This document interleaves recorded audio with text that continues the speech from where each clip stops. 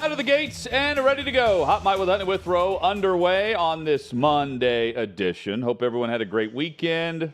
College football has returned. The NFL just around the corner, and we are here for it. 6th and Peabody with EHA Beer and Old Smoky Moonshine. Bobby Carpenter will join us to talk college football in about 20 minutes. Looking forward to that. Michele Tafoya, a longtime Sunday night and Monday night football sideline reporter, now the host of the Michele Tafoya podcast. She's with us in an hour. Plus Tim Brando, later in the program. Chad, good afternoon. Hutton, it's like we never left. It's like we parted ways, and then a few hours later, we showed back up, and we're right here, ready to bang hats on a Monday.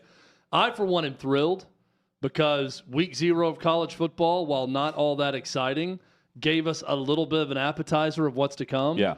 And now, starting this week, we will have football every weekend between now and February. So that deserves a round of applause. Yes, it does. We it's made like it football through the never desert. left. Congratulations, everyone.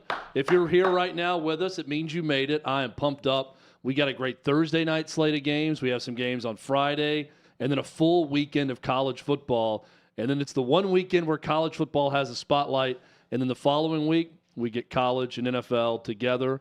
And it's going to be that way now for the next 3 to 4 months.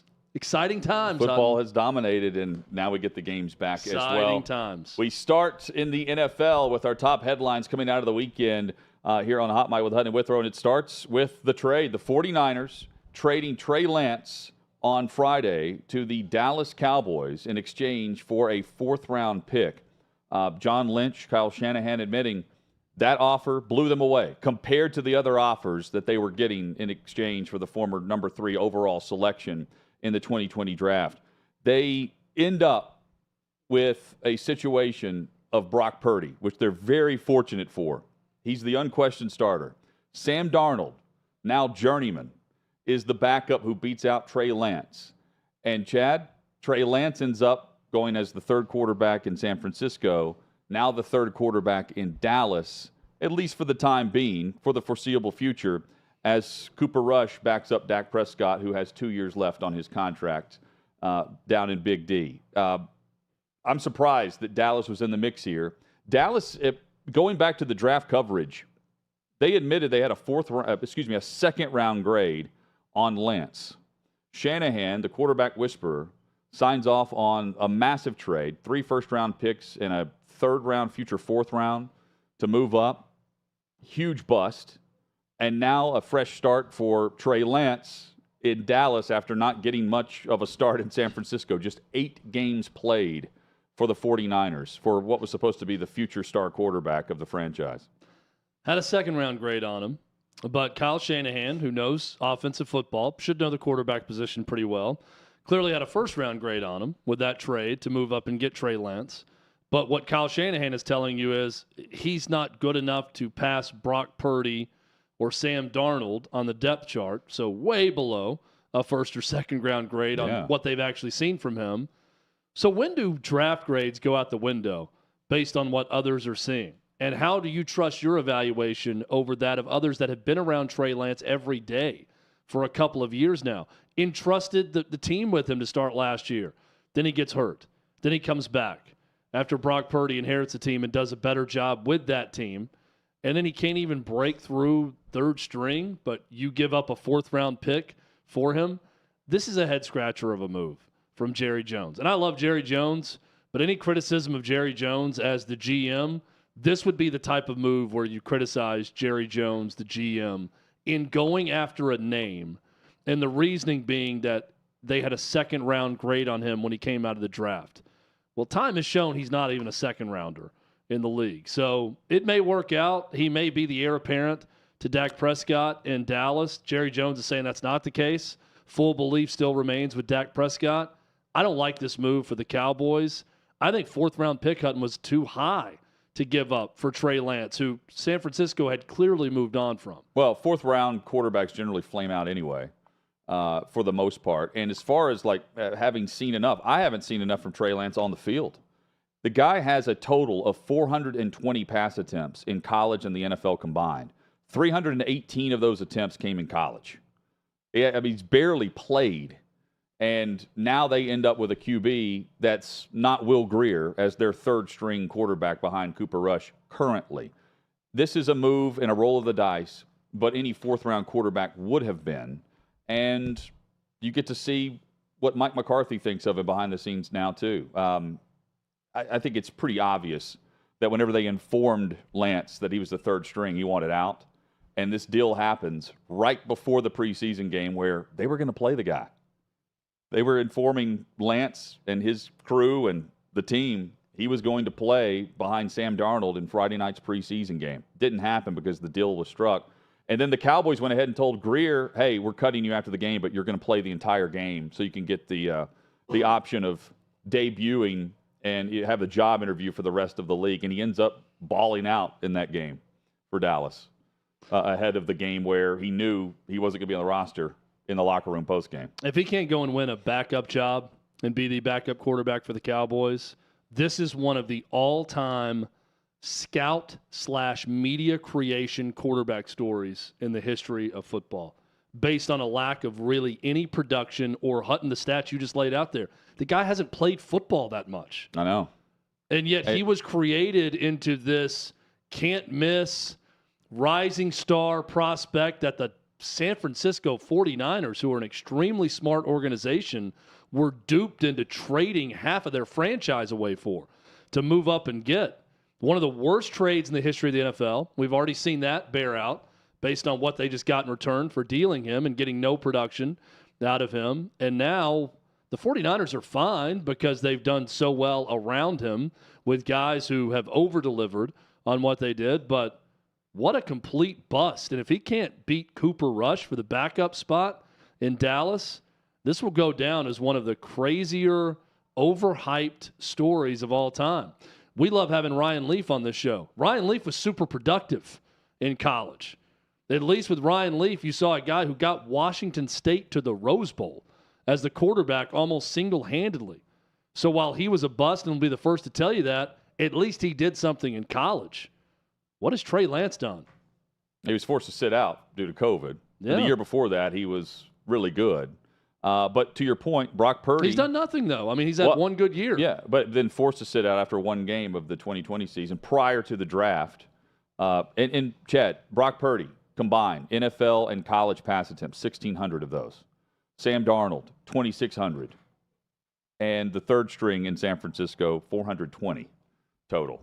And they send him packing before you even really get a glance at who he is, and they've seen enough. That to me is the biggest message sent, is that Shanahan and Lynch made this move now, cutting their ties. Normally you string this out, right? And the big saving grace in all of this, you normally have to pay for your sins. They get Brock Purdy as the starter, and they have him as Mr. Irrelevant, replacing the starter who was supposed to be Mr. Franchise, Trey Lance. Yeah, there are plenty of examples of guys who put up incredible numbers and were uber productive in college that turned out to be nothing in the NFL. Yeah. To point to on the flip side of this, I just always abide by the what did they do on the field first. I'd like to see that over potential. Now, there's a balance. There's a scale. There's something you have to strike between potential physically and what you've seen and production in college. I just think he got way out of whack with Trey Lance, and that's proven to be true. But now he gets a new opportunity. A new offense, new scenery, new setting, no pressure, right? It's Dak Prescott's team you're stepping into. So maybe he can reinvent himself and become Dak Prescott's backup and end up being a starter in the league. Now is his chance to prove that. Jimmy G was the starter whenever Lance was drafted by San Francisco. He's now in Las Vegas with the Raiders, and he has the best player in the backfield for their offense back. So they have Adams on the outside. Now they have Josh Jacobs back in the mix. He's agreed to return. Funny how the deadline of training camp, no deadline really, but training camp ends. Regular season's about to kick off in, 13 days. And Josh Jacobs gets a very similar deal that Saquon Barkley received about 5 to 6 weeks ago, where they tack on a little bit more money up front. There's still no guarantee that he won't be tagged after this season.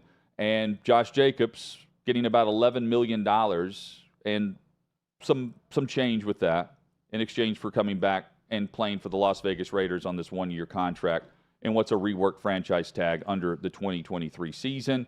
Chad, it's where they are in the landscape of running backs in the league. There are 8 players at the position that make more than 10.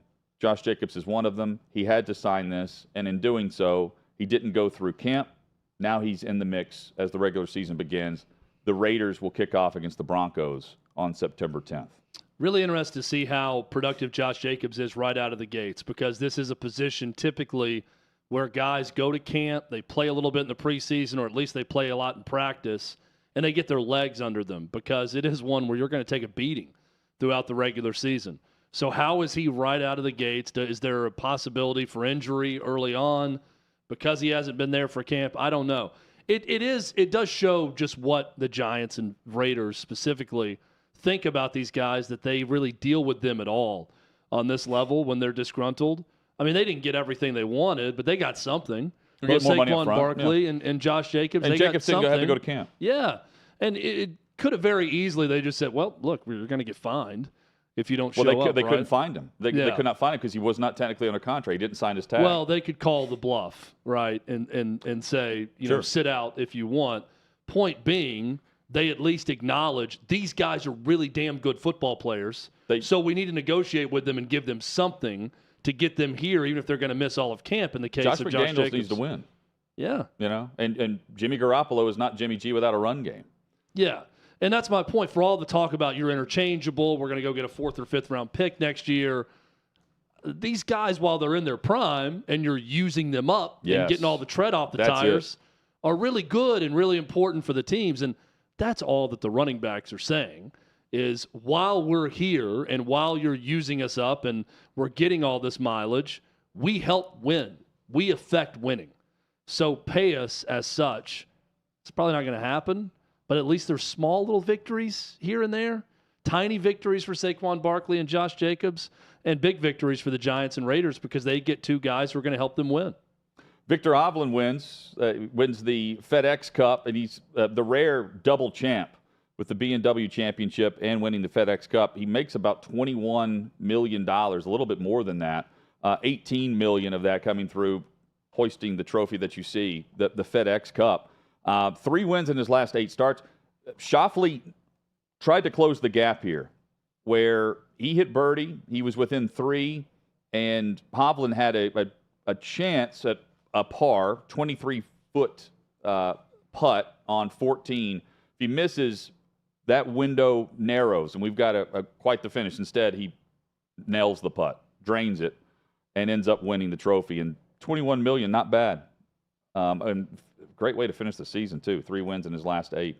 And what's been a very entertaining PGA Tour season, to say the least. No doubt about it. When you think about all the things that have happened this year, and even off the course with LIV and PGA and the drama about the merger and all of that, you've had some personalities and stars rise throughout the season. Victor Hovland's one of them.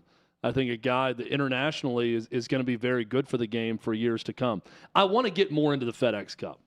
I want to care more about the outcome of this other than just the amazing amount of money being made at the end of it with that $21 million figure. Golf, to me, is still very much a major championship event. It's a 4 weekend out of the year. You are glued to your couch, glued to a leaderboard, seeing what's happening. And on those Sundays, you're watching those final rounds. I want the FedEx Cup to mean more. I think it's gaining that momentum. I'm just not there yet in terms of being all in on who's going to win the FedEx Championship. Well, it's also the time of year, too. Right. You're gearing up for what's happening on the gridiron more than you are. Well, I wonder what Sunday afternoon championship is currently being played as background noise as you take your nap. Now, the good news is they do it the week before, Labor Day, the college football hits. So that Sunday, at least, is pretty vacant for people to watch that event. But, yeah, I'm with you. I think the Ryder Cup is one of the most fun events going, but it kind of gets lost in the shuffle because it's taking place over football weekends in the fall. And you're going back and forth. It's such a change of pace on a college football Saturday or NFL Sunday where you're trying to watch and keep up with the Ryder Cup. And then you're watching, Cowboys Giants on Fox, then going back and forth. It's hard for me to keep my attention span on golf for more than a commercial break when football's going on. Same could be said for some of the blowouts we saw in week 0 of college football, but because there's nothing head-to-head with it for the most part, I stuck with that Notre Dame game. That very impressive over Navy. Meanwhile, Southern Cal, USC, you've got the reigning Heisman champ with Heisman Trophy winner with Caleb Williams, who looked good. Defense did not. 52-23 doesn't tell the score in their win over San Jose State. But the marquee matchups at the top of the list for week 0, USC and Notre Dame roll on the scoreboard. Yeah, I thought I want to talk a little bit more about it later. I thought Notre Dame looked really good. They did. I don't know what Navy is. Navy looked pretty bad. I was reading a scouting report about Navy, I think in the Athlon Sports preview, watching that game, and there was an opposing coach. I love the opposing coach scouting reports where it's anonymous, and they summed up Navy like this. They said when they have a dynamic quarterback running that triple option, they can beat anyone and are dangerous. When they don't, you don't have to scout them. It's a 2 or 3 win team. That Navy team looked like maybe a 3 or 4 win team with their quarterback situation this year and bringing in a new coach and Ken Niumatalolo being gone after 16 really successful seasons. But Notre Dame looked good. USC's defense, more of the same. 4 letters, S-O-F-T, soft. It's a 1-score game. They look soft once again, and that's going to be that's going to hurt them. Bobby Carpenter is next. More college football discussion headed your way on Hot Mic with Hutton and Withrow.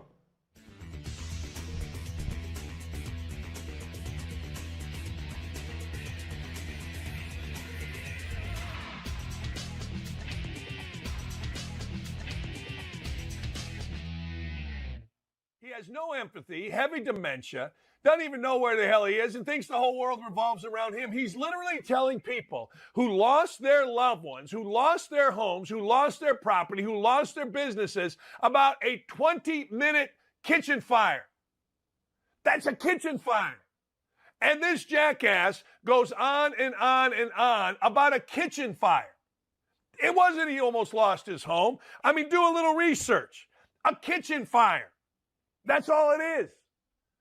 And this guy has the audacity to go in front of people who lost their island, their city, their homes, their livelihoods, their relatives, and discuss himself.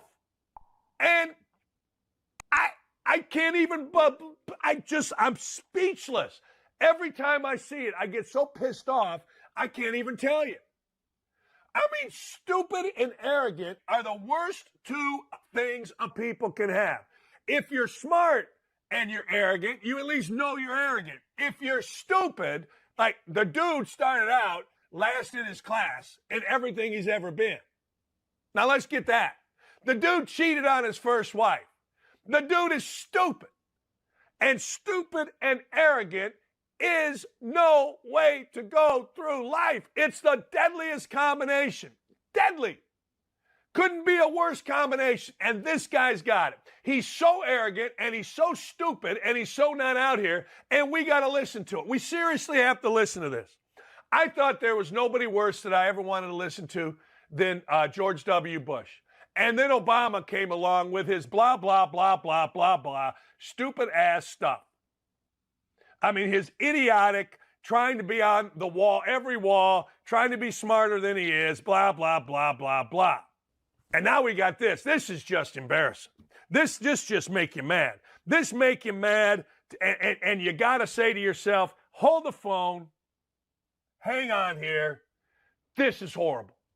This is a horrible human being speaking to people that have lost everything, and this guy is talking about himself, comparing himself. He was so stupid, he stepped off a curb. Now, we're not going to show you the video. He stepped off a curb in front of firefighters in Lahaina, after the biggest wildfire in American history, and jokingly said, oh, the ground's hot. Well, no kidding. They just had the biggest wildfire in American history, you idiot. And he thinks he's being clever, and people guffaw. It's like Peyton Manning. He said, huh. He said, I can't believe that guy's so funny. It is amazing to me. It is astounding to me It angers me to no end. This jackass, this arrogant fool gets up there and represents us, and he don't give a rat's double about you or me. Not even kinda. Not even sorta. He don't care about you, me. If he can't promote it, if he can't profit off it, he don't care. It's a career politician, hasn't done a damn thing in his life.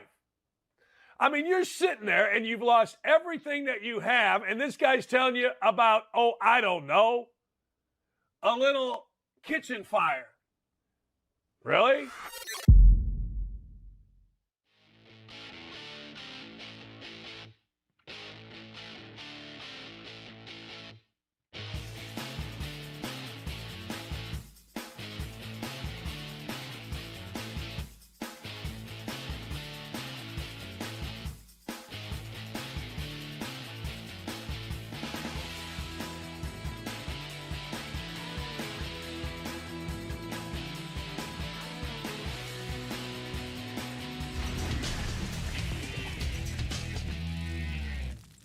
Sixth and Peabody, our location with EHOP Beer and Old Smoky Moonshine. Monday edition. Hot Mic with Hutton and Withrow across the OutKick Network. Glad you're with us. Bobby Carpenter will be with us momentarily. Michele Tafoya coming up in about 40 minutes, plus Timmy B. Tim Brando joins us a bit later in the show. Tons of football discussion today on the program. Chad, depth charts. For the first time since 2007, Nick Saban not releasing one for the Crimson Tide. Saying, hey, sorry, we just don't have one today to the media. And, of course, everyone's curious about the quarterback situation. But aside from that, he's always been a grouch when it comes to the depth chart, but they've always done it. And now it's just like, well, we'll find out whenever we play Middle Tennessee State this Saturday under the lights at Bryant-Denny Stadium. Get ready for these quotes, Hutton, from Nick Saban on depth charts. He does apologize to the media for not giving them a depth chart. He says, a formal list of starters and backups creates a lot of distractions. And quite frankly, we don't need that. I want all of our players to continue to compete for playing time, to try to play at the highest level. And I don't want anybody on our team to think they're a backup player or whatever. We're going one day at a time. We're repping the players. I don't want anyone on my team to think they're a backup player or whatever. I mean, this sounds like participation trophy material from Nick Saban. I don't want to offend any of our players to that. They think that they're going to be a backup. But then he goes on to say later, but, guys kind of know who the starters are. They know their role in the team. They know how they roll in right now into the practice. They know if they're a backup or not. What's the point? Well, what's the – you're going to know the depth chart as they roll out against MTSU on Saturday. It's not like they're playing LSU to open the season. They're going to rotate quarterbacks in too, but you'll know who starts the game. I just wish at this point Nick Saban, who does whatever he wants ultimately, instead of saying it creates a lot of distractions, we don't need that. I want our players to continue to compete for playing time, which they're doing that anyways within your program that you've built over time to be a juggernaut. I'd rather them just come out and say, you know what, I didn't give you one because I don't want to do it anymore. I'm bored with them. I'm tired of it, and I don't have to. So until the SEC tells me I have to, I'm not doing it. Questions to anyone out there that wants to ask about? We're going to dress every player out. I mean, come on. Bobby Carpenter joins us. College football's back. Can't wait for this weekend, man. How are you? I am good, man. We had a little taste here last weekend. Notre Dame across the pond. Get to watch USC's defense look tremendous as it has the last couple of seasons. So, it's a nice little warm up, if you will. But, diving in, I was listening to you guys talk about, Saban in the depth chart. And, the Big Ten, Tony Petitti just came out. And they're going to issue an injury report and everything before the game. And I hope, and I think there's a mutual respect between him and Greg Sankey. I hope that that's something that the SEC does as well, because, as we've seen gambling scandals, happen at a number of schools, some players, some coaches. And this goes into the depth chart piece. I mean, all these coaches in college, they love the secrecy of everything. And I think if everybody's forced to do it, then nobody can really complain. And I want to even say Brian Kelly said he's going to put out his injury report and pre-game report and all that stuff. Just I think to kind of take the onus off some of the players. But I get what Nick's saying. Like, yeah, I want everybody to compete for jobs. But at the same sense, like, guys are out there on practice. They know who's getting the best reps. They know who's playing the most. They know who they're going with. So they see all that anyway.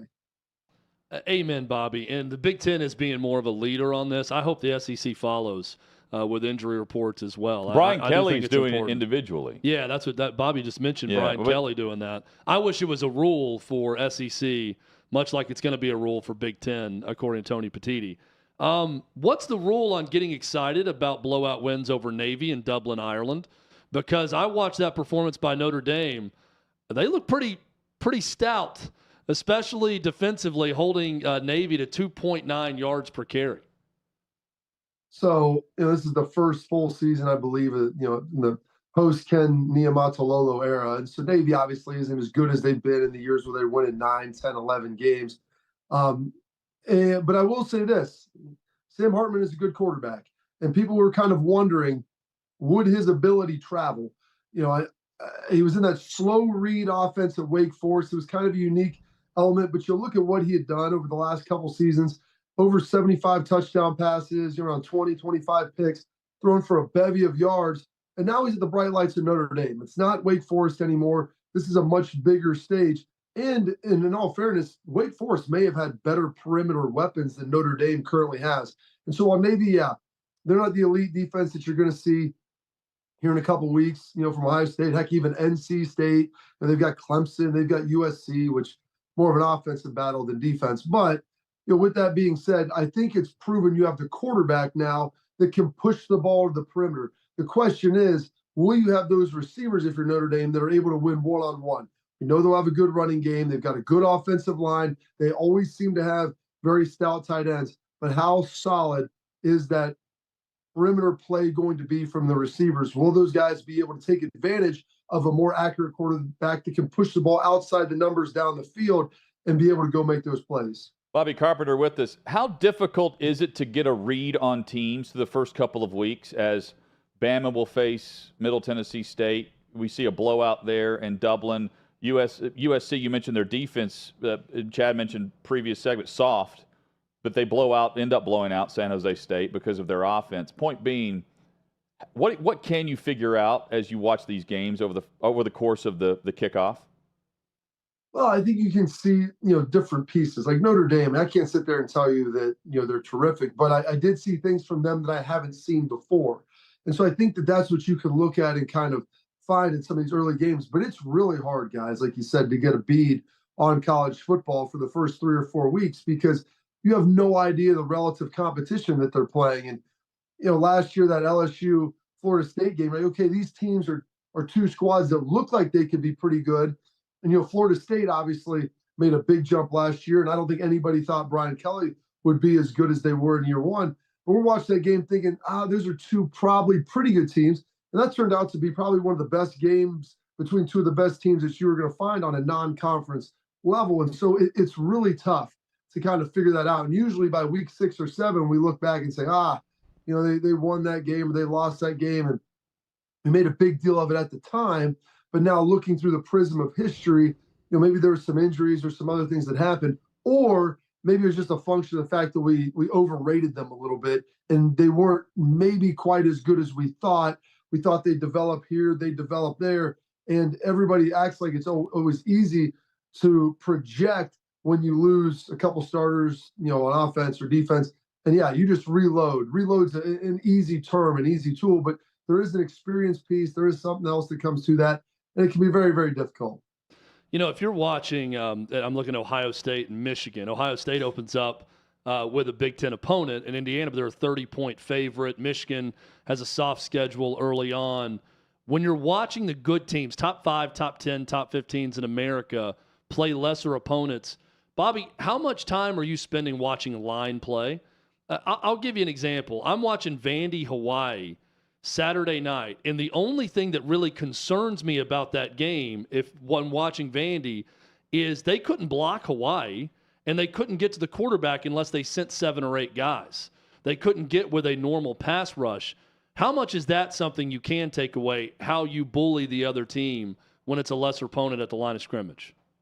So usually when you're playing a lesser opponent, and this may even be a Power 5 team that's more towards the back of their conference or a Group of 5 school, usually the two reasons why the Group of 5 school isn't able to compete, over the duration of the game is going to be depth. And then, like you said, it's going to be trench play. They can have a couple of good skill players here or there, but the ability for them to rotate at a high level is going to be tough. And then also that line play, it's really hard to develop elite offensive linemen and to get 5 of them to be able to go out there and play. So you should be able to, as a bigger school, you're rotating 6 to 9, 10, maybe even defensive linemen that should be able to go get after those guys. The same thing is going to be true conversely. I mean, you should have a big, physical, powerful offensive line, guys that maybe weren't projects, because it's smaller schools. It takes a little bit of time. You may draft a guy or recruit a guy who's a little bit slower, maybe not quite as big. Maybe he's a little thin, need to add some weight. And so it takes time to work on those guys and get the technique and get them the size. And some of those guys are going to have to play early on. And so if you're Vanderbilt, yeah, that's a concern. You should be able to bash Hawaii down the field. If nothing else, punch holes in them and be able to go pick up 3, 4, and maybe even in the second half, 5 and 6 yards. And when that doesn't happen, then you're like, okay, well, we're going to go back to the drawing board, because we should be able to get a 2-yard surge each and every play, notwithstanding some blitzes. And there's times where teams guess right, but you should be able to get those big pushes. I look back, Ohio State, I want to say in 2013, played Buffalo. They had a guy on the defensive end by the name Khalil Mack, and we had heard a lot about him. And I'm like, all right, you're going to begin to overwhelm these guys. Well, Khalil Mack had 2 sacks, an interception for a touchdown, all this stuff. I'm like, okay, the guy he's going against is pretty darn good. I'm going to hope this guy ends up being great. And occasionally they have one guy like that, but you just double him and then you can run around him. Very few teams at a Group of 5 level are going to have, an all-pro pass rusher that's lining up out there. Bobby, is this the weekend where all of the offseason talk meets reality for Colorado as they take on TCU, or are you expecting maybe a more interesting game than I am? I think there's so much player turnover there. I think there's 86 new players, 56 transfers, crazy numbers. So maybe they are able to put it all together. I look at this for Dion. I mean, if he can somehow get to 5, dare I say 6 wins and be bowl eligible, that's a huge win. You're talking about a team who, they lost Max Duggins. They've lost some pieces. They've lost a lot of talent. But TCU also has a culture, and there's an expectation to win. And Sonny Dykes has done a good job there. They've lost their OC, and Kendall Browse, but they're still, or no, he just came in actually from Arkansas. So they've got, some good pieces there, but they should be able to just overwhelm Colorado really with a lot of their depth and their culture and the fact that these guys have been to the mountaintop and they know what it looks like. Sunday at noon Eastern, one of 3 games on Sunday, Northwestern at Rutgers. Bobby, how interested are you to see Northwestern and their response to everything that's transpired this offseason in their first game, in a winnable game where they're less than a touchdown underdog on the road at Rutgers? We'll find out a lot about Northwestern and how their guys are handling that. And I think, honestly, you should be able to find out more about Rutgers.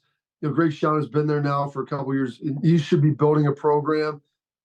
Northwestern obviously has had a lot of issues this offseason. And then with that, they've had departure of players. And so they're not as deep as they've been. Guys have transferred out. Your head coach is no longer there. And so as much as I'm looking at Northwestern, if Rutgers has made strides, you should be able to see those strides in this game, because they should be a better program at this point, and probably, given everything that's happened, probably a 10 to 14 point better program. Finally, you have the same feel for Utah, Florida as we had a year ago? It was wild. I forget who I was talking to, and someone thought that Florida would win that game. And it's amazing that they won it last year. We'll see how it transpires. I mean, you're talking about a team that's won 2 back-to-back Pac-12 championships. Cam Rising's back, assuming he's healthy, and it's a big assumption. I don't know how that's going to shake out, but if he plays in that game, I would think that being up there, the home field environment, that should be enough for Utah to be able to win this game. Florida's going to have some talent, but they're still probably a year or 2 away from competing at a high level in the SEC. Yeah, it's a 1.5 last year. DraftKings has it as a 6.5 point spread this year at Utah. Again, interesting there for sure. And Florida State LSU, very, very much is one to watch, just based on what's on the line there for what it could mean for both programs down the line when we're debating who's in the playoff in December. It's going to be fun. It's going to be a good one. And honestly, I don't think, as long as that's not a blowout, and I don't think it will be, it's not going to eliminate either team. Now, it'll make the pathway more difficult because that's probably your one loss. But I think if you win that game, man, it's going to be a huge boost. And that team, I would imagine, will probably end up getting into the CFP, because even if that's LSU and maybe they don't beat Georgia, you're telling me that you're going to leave a team like that who has a non-conference win and played that like that in the SEC West.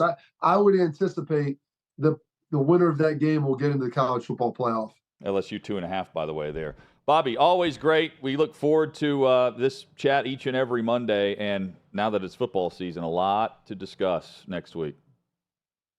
Always a pleasure, guys. Have a great week. There's Bobby Carpenter, SiriusXM host, Channel 84 is where you can find him. College football analyst for us as well. A wonderful guest, and certainly knows the hype that goes into week one.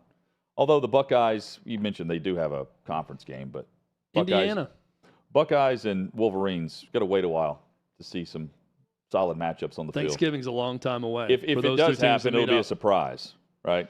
Ohio State, Notre Dame, late September, could be an absolute war in South Bend. That's one I've got circled. I know a lot of other people do as well. Coming up, we will take a glance at week 0, the weekend that was, compare it to how we put our money where our mouth was on Friday. That's next. Plus, a self-imposed bowl ban for Arizona State.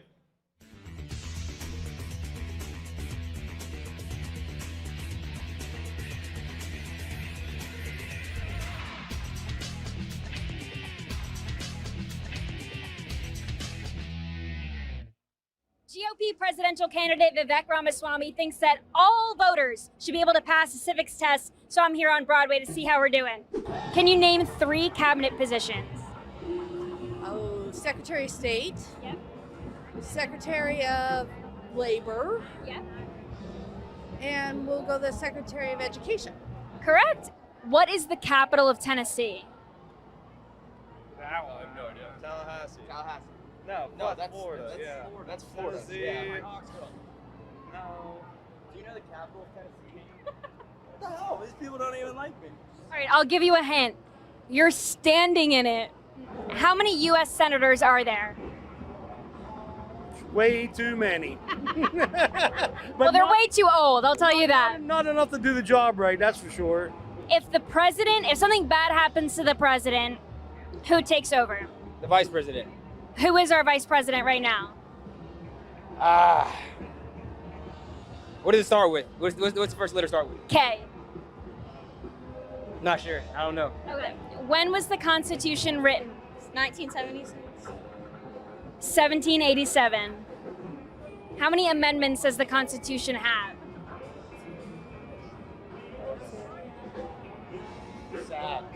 32. 27. How many U.S. senators are there?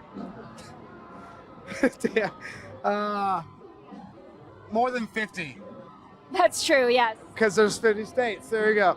And how many senators are from each state? 2, So how many is that? 100. There you go. It's just basic math. You got it. I have to really think.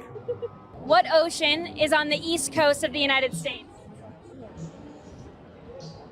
Pacific? East coast. Atlantic, then. There you go. If something bad happens to the president and the vice president, who takes over? First one up from Congress? And who is that? Some old man. Do you know what ocean is on the east coast of the United States? Pacific? Atlantic, sorry. Wait. What is the capital of Tennessee? Nashville. It's Nashville, guys. How many years do we elect a senator for? 4. 6. What about a congressman? That's 4. 2. It's just a trick question, so. Before he was president, Eisenhower was a general in what war? World War II. He commanded Operation Overlord and D-Day invasion. Correct. When was the Constitution written? Before that. 1854. Before that. 1818. Before that. 1777. After that. 1789. Before that. 1784. After that. 1785. After that. 1786. After that. 1777. After that. You were so close. 1778. No. Kanye West, Kanye 2024, big time. I wrote him in, West Virginia, put him on the ballot. Oh, say, can you see by the dawn's early light? So proudly we hail, so.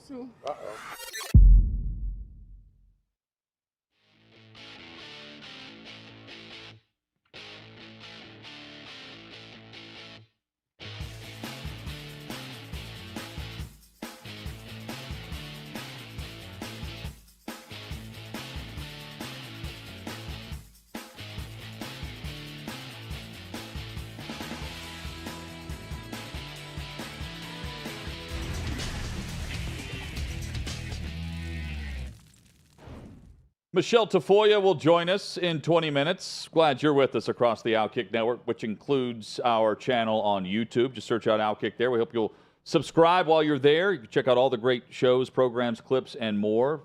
Hot Mic with Hutton and Withrow on demand. And you can join Chad in the chat as well. Pound the like button and chat away. Smash that like button. That's right. Smash it. Chad, I was liking the parlay that we placed on DraftKings over the weekend. I was loving it up until about 11:15 Central Time Saturday night. If you haven't done like we've done and taken your shot with DraftKings Sportsbook, now is the perfect moment. Here's why. If you're a first-time user of DraftKings Sportsbook, exclusive deals just for you. You could begin by depositing as little as $5 into your Sportsbook account. Make sure the first bet is for $5 or more on any game. Like this coming weekend, you've got LSU minus 2.5 against Florida State. Utah giving 6.5 at home against Florida. They're going to wake up. They're going to know what happened last year in week one. Here's the kicker, though. On any game, $5 or more, not only do you get to cash winnings from your bet, you'll also instantly pocket $200 in bonus bets, and that's win or lose. Those bonus bets, they roll in as 8 separate $25 bonus bets. So you've got plenty of chances to up your game. Terms and conditions apply. You've got to be 21 or older in a legal betting state. Gambling problem, 1-800-889-9789. OutKick.com/bet is where you go if you're ready to place your bets, ready to play. Now is the time to claim the offer and check out even more deals. That's the place to do it with our partnered sportsbooks, OutKick.com/bet. So we started out 2-0 on the parlay. We're going well. Things were looking good. Feeling good. Week 0, college football's back. Yeah. Games actually matter. Halfway through the day. Felt really good, Hutton. And then the first half line, that was peeking around the corner at us with USC against San Jose State. It was a real kick in the crotch, the start of this game. I'm not going to lie. I hate when the two picks that you are most confident in are the ones, or one pick that does not come through for you. I was probably on the confidence meter. Good call by you, Hutton, on San Diego State, minus 2.5. That probably would have been my least confident pick. That was the best game of the day. Best game of the day. Yeah. Timmy B. Tim Brando was on the call that game for FS1, who we have on later in the show. Notre Dame was probably second to the least confident I was, minus 20.5, but that easily covered. I'm thinking USC, Caleb Williams going back-to-back Heisman's, attempting to do that. They're going to jump all over the San Jose State Spartans. They're on the Pac-12 network, which no one can see, so they're pumped up about that. Real national TV audience on that Pac-12 network. I'm thinking Caleb Williams is going to come out. He's going to roll these guys. Huge stats, easily be up by more than 17 points at halftime. That doesn't hit for us. And then Vanderbilt, who I was high on all week, 63-10. They won at Hawaii a year ago. They take a 21-point lead in the second half. At that point, there was an hour delay for Lightning. And I'm thinking, man, it was longer than that. I think it was an hour and 42 minutes. We're coasting at that point. Yeah. And then, no. Disaster. Disaster in the form of Timmy Chang as the head coach's air raid offense. And Vandy can't stop them. They win by a touchdown, 35-28 in that game. So the first Hutton parlay of the college football season is unfortunately an L, but we were 2-2. on our picks. That's right. We're not going to brag about that, though. We want to hit all of them. Yeah, we want the parlay. But, yeah, we're 2-2, so we even money.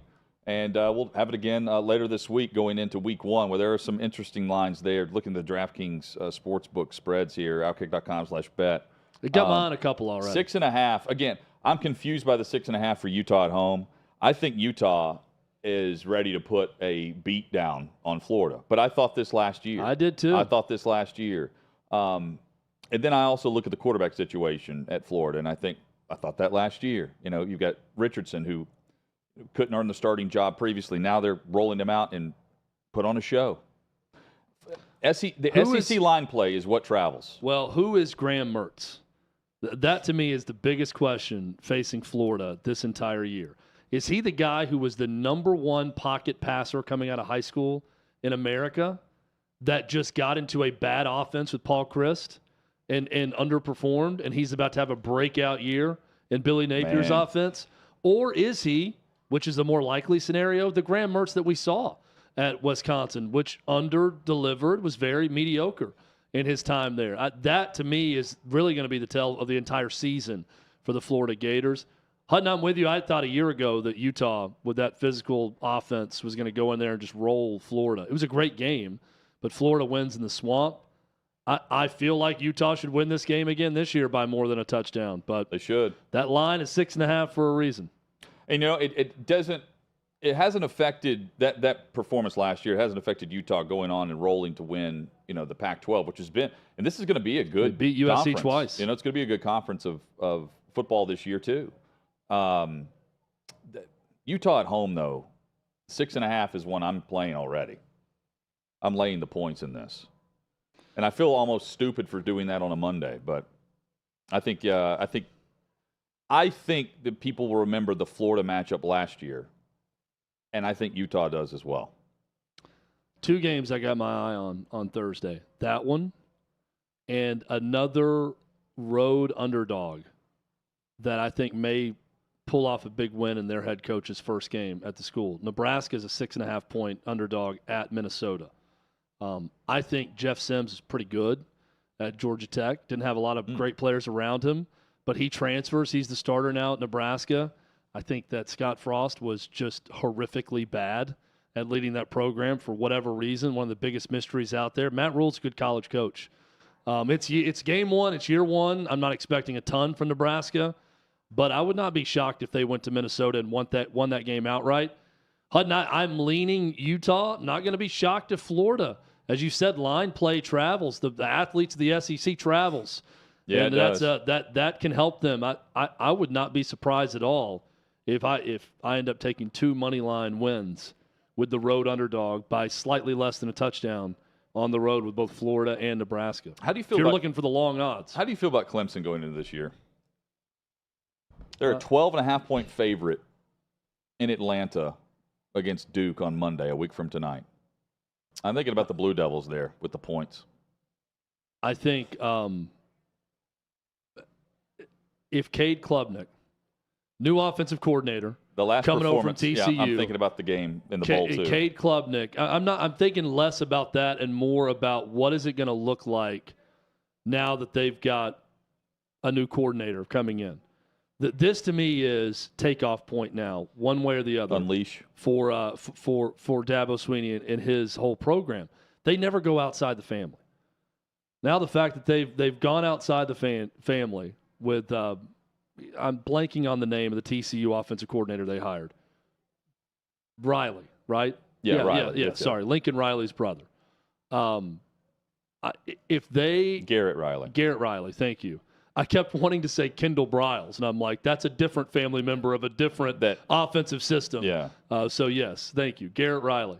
But bringing in Garrett Riley, I think, is a great step in the right direction for a very incestuous program. And I mean that in a nice way. Incest is not usually meant as a compliment, but I mean it as a compliment because of Clemson's success. It is a program that somehow is able to convince players to not go on recruiting visits if they want to stay committed to Clemson. With everything else going on, they keep it in the family, and that's been very successful for Dabo Swinney. This is one of the first times they've gone outside that family, but they needed an injection of new ideas offensively. Cade Klubnik, I know everyone at Clemson thinks is the real deal. We're going to find out with this new offense. To answer your question, I don't know what to think about Clemson because I want to see this. I want to see quarterback paired with new offensive Garrett Riley and how that looks. And we get to see that Monday night, Labor Day night against Duke. And Ryan Leaf, who joins us later this week, is calling that game next Monday. The thing, too, about Clemson, so Dabo Swinney got rid of Billy Napier and then brought in Chad Morris, and it completely revamped that offense that year. This was a decade ago or so, maybe longer than that. Now they're coming off a year they were 48th, looking at the number, 48th in total offense and 30th in the nation in scoring. That is why that they've tasked this with someone outside of the coaching bubble that we're used to seeing there. Meanwhile, some of the coaches elsewhere that have departed, which is also rare for Dabo's coaching staff, not high expectations at Virginia, that's for sure.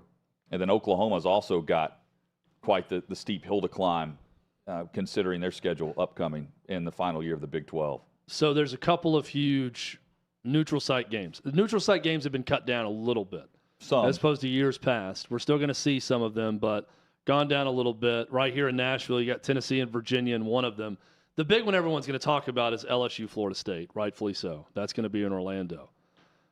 I think that North Carolina, South Carolina, on Saturday night in Charlotte, right there on the state line between those two, has a chance to be. This is a Duke's Mayo Bowl rematch of a game played in that same stadium, if you remember, where South Carolina upset Mac Brown's North Carolina team a couple of seasons ago and got the Mayo bath. They're going right back to that stadium where the Panthers play and going head-to-head. North Carolina is a 2.5-point favorite in that game. I think this is a huge swing game for both.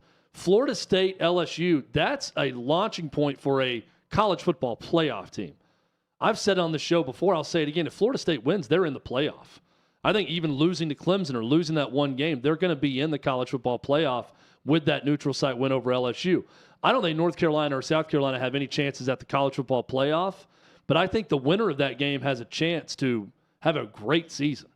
Well, and it starts Saturday night, and that's close to a pick'em between those two teams. And think about what it would mean just from the rivalry perspective of what South Carolina last did against Clemson. And then, they play Notre Dame. They bounce forward and go into the next year with all the momentum right now that they're riding, and then knock off North Carolina to begin the season. That's a big momentum swing for them. Absolutely. Because they picked up last year where they left off 2 years ago, and now a chance to carry it over even more with Rattler. Right?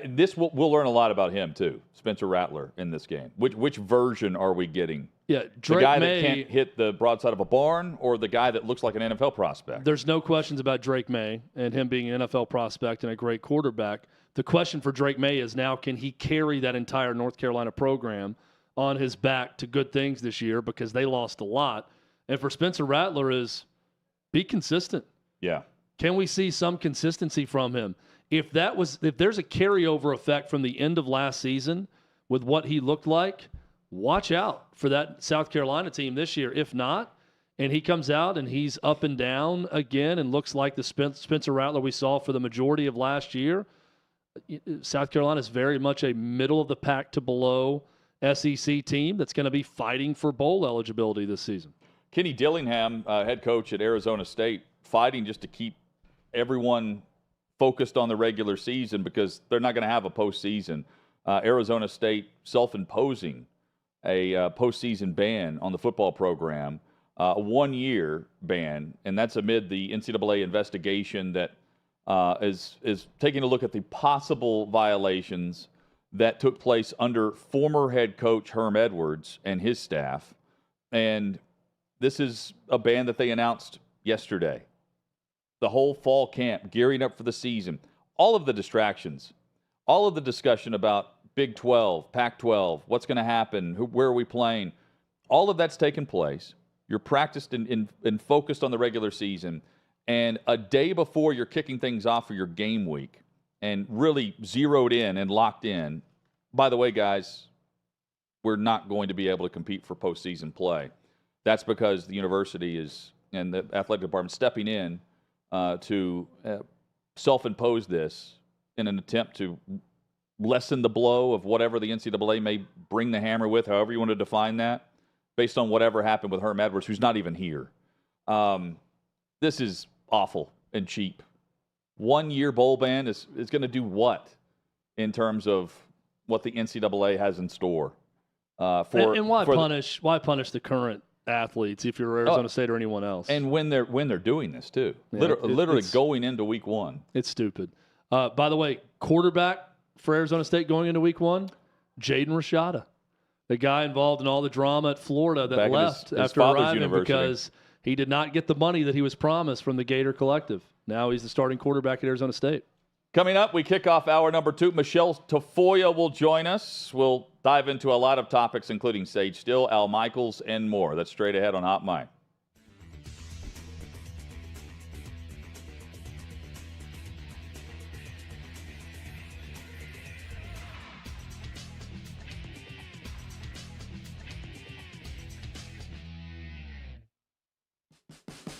What you're experiencing is the bold taste of a Southern legend. Old Smoky Moonshine and Whiskey, authentic Tennessee mountain-style spirits.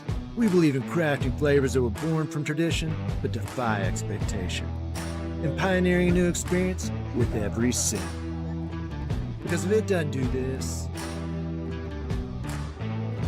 it ain't this. Old Smoky Moonshine and Whiskey. Come on.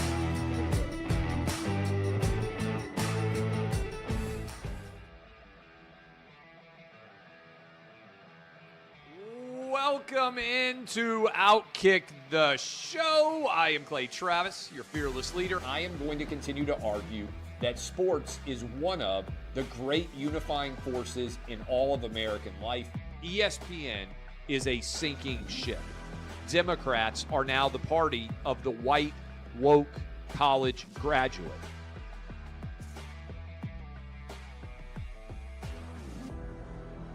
We live in a land of participation trophies. You gotta lean into the turns. You really gotta lean into the turns. When Leah Thomas walked in that first day, it got silent, and every girl was uncomfortable. Very difficult to go back-to-back years in the NFL with the number 1 overall pick. I just think the way Anthony Bass handled this was so sloppy. Oh, I think it's perfect. And what he reposted he bent the knee and bowed. He was going to catch the ceremonial first pitch. I've been out of LA long enough to have forgotten that libs, no matter how ridiculous the scenario, are gonna live. Another week of inflation, another week with Biden with COVID, and another set of losers to crown. People don't watch the WNBA on TV, in person, on a plane, on a train, on a bus, or on purpose. The scary thing, Tommy, is in the history of this government, I've never seen them give anything back that they've taken. Oh no, they never do. And they won't. When you're behind closed doors, when you're talking to plant managers, when you're having meetings, when you're with the team, was there an acknowledgement of any of this, an acknowledgement of the situation, the boycott, and then the doubling down about moving away from the fratty image? We've seen coaches throw water bottles. We've seen coaches act like idiots. We've seen coaches slap other coaches. But I think if you're involved in carjacking, you're inherently a rotten human being. The level of stupid that sometimes gets on our YouTube chat just gives me a headache. You're born a male, play with males. You're born a female, play with females. Don't at me about it, people. I'm pissed off about this. I never did it before in my life, but Trump is being cheated. The American people are being cheated. We, ladies and gentlemen, are being cheated. I believe this person is the greatest player anybody alive will ever see. How can you hate Derek Jeter? A guy's on-base percentage tells me his batting eye, and a guy's slugging percentage tells me if he's a threat. That's the kind of guy that throws a no-hitter, that effectively wild guy.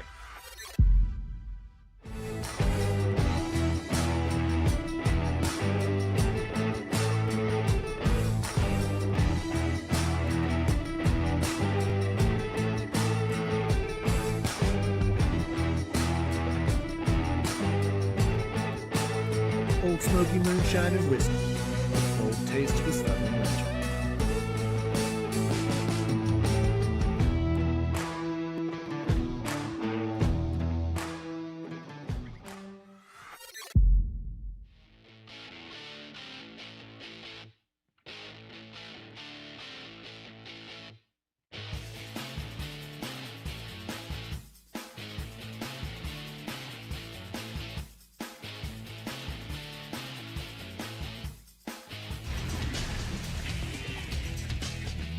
Just like that, the second hour is here. Glad you're with us for Hot Mic with Hutton and Withrow across the OutKick Network. 6th and Peabody, our location with EHA Beer and Old Smoky Moonshine.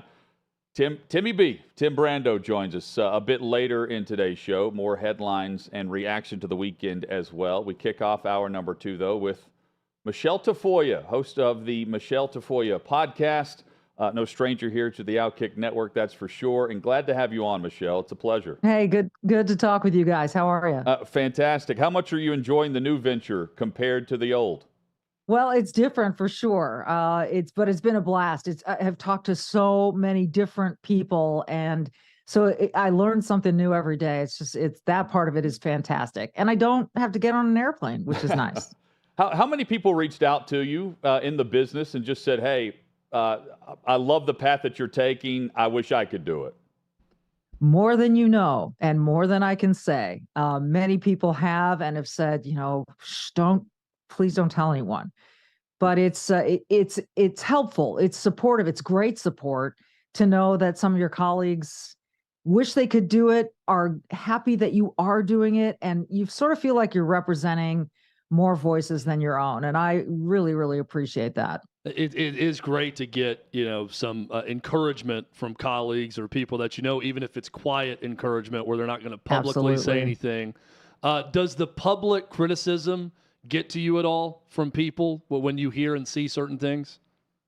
Not really. I have to consider that anyone who has something negative to say about what I'm doing either doesn't really get it or just completely disagrees with me on ideological grounds. And that's okay. I mean, that's what we're supposed to have here, and it's got to be okay. And as much as I want to say, I disagree with that person, I want people to disagree with me. That is okay. That's fine. Some people can be real. I don't know what I'm allowed to say on this. Some people can be real assholes about it. I'll be honest with you. Am I allowed to say that? Well, you can say it once. Dylan's got us over here. Yeah, you're good. Oh, so would that be bleeped out? Yeah, you're good. Okay. Michele, you're good. Yeah, it's all good. That stuff was okay. Some people can be jerks about it, but you got to learn to live with that. It just gives you scar tissue, which is really useful. Well, so I've asked this question a couple of times, and I don't know where it really changes, but does the Sage Steele settlement change the way ESPN will handle future commentary outside of business hours, quote unquote, outside of on-air material, even if they disagree as a company with what line or stance someone takes? Because clearly Sage negotiated this settlement and ends up as at least publicly, the victor in this. Yeah, I think she is. I really do. I don't know. I would like to think that this would influence a number of outlets to accept the fact that everyone's human and this is a free country for now, and we're allowed to have our opinions. Period. Yeah. The end. The Neo controversy was awesome in that regard. Like, he said something about transgender ideology and kids as it pertains to parents and kids. His publicist put out a statement and he followed up by saying, let's take the publicist out of this. I want to say what I want to say. It's my opinion. I'm entitled to it. And I think everyone should be granted that. Now, if it does become so problematic that it impacts your business, well, you know what? Companies can make those decisions. But for Sage, that was never, I don't think that was ever the issue. I think they just disagreed with her again on ideological grounds. It is amazing to me how stark the contrast is when you talk about personalities on the air who have a really liberal, left-leaning opinion about things. I never hear those people asked to tone down their comments or quiet down. I don't ever see that. But in the other direction, we see it all the time. Double standard, absolutely. And what blows my mind a lot of times when it comes to media decision making by those, hiring, firing people, making disciplinary decisions, too often, Michele, the question comes down to, well, what does this person believe? Are they in line with my beliefs? Are they saying what I agree with? Or do I disagree with them?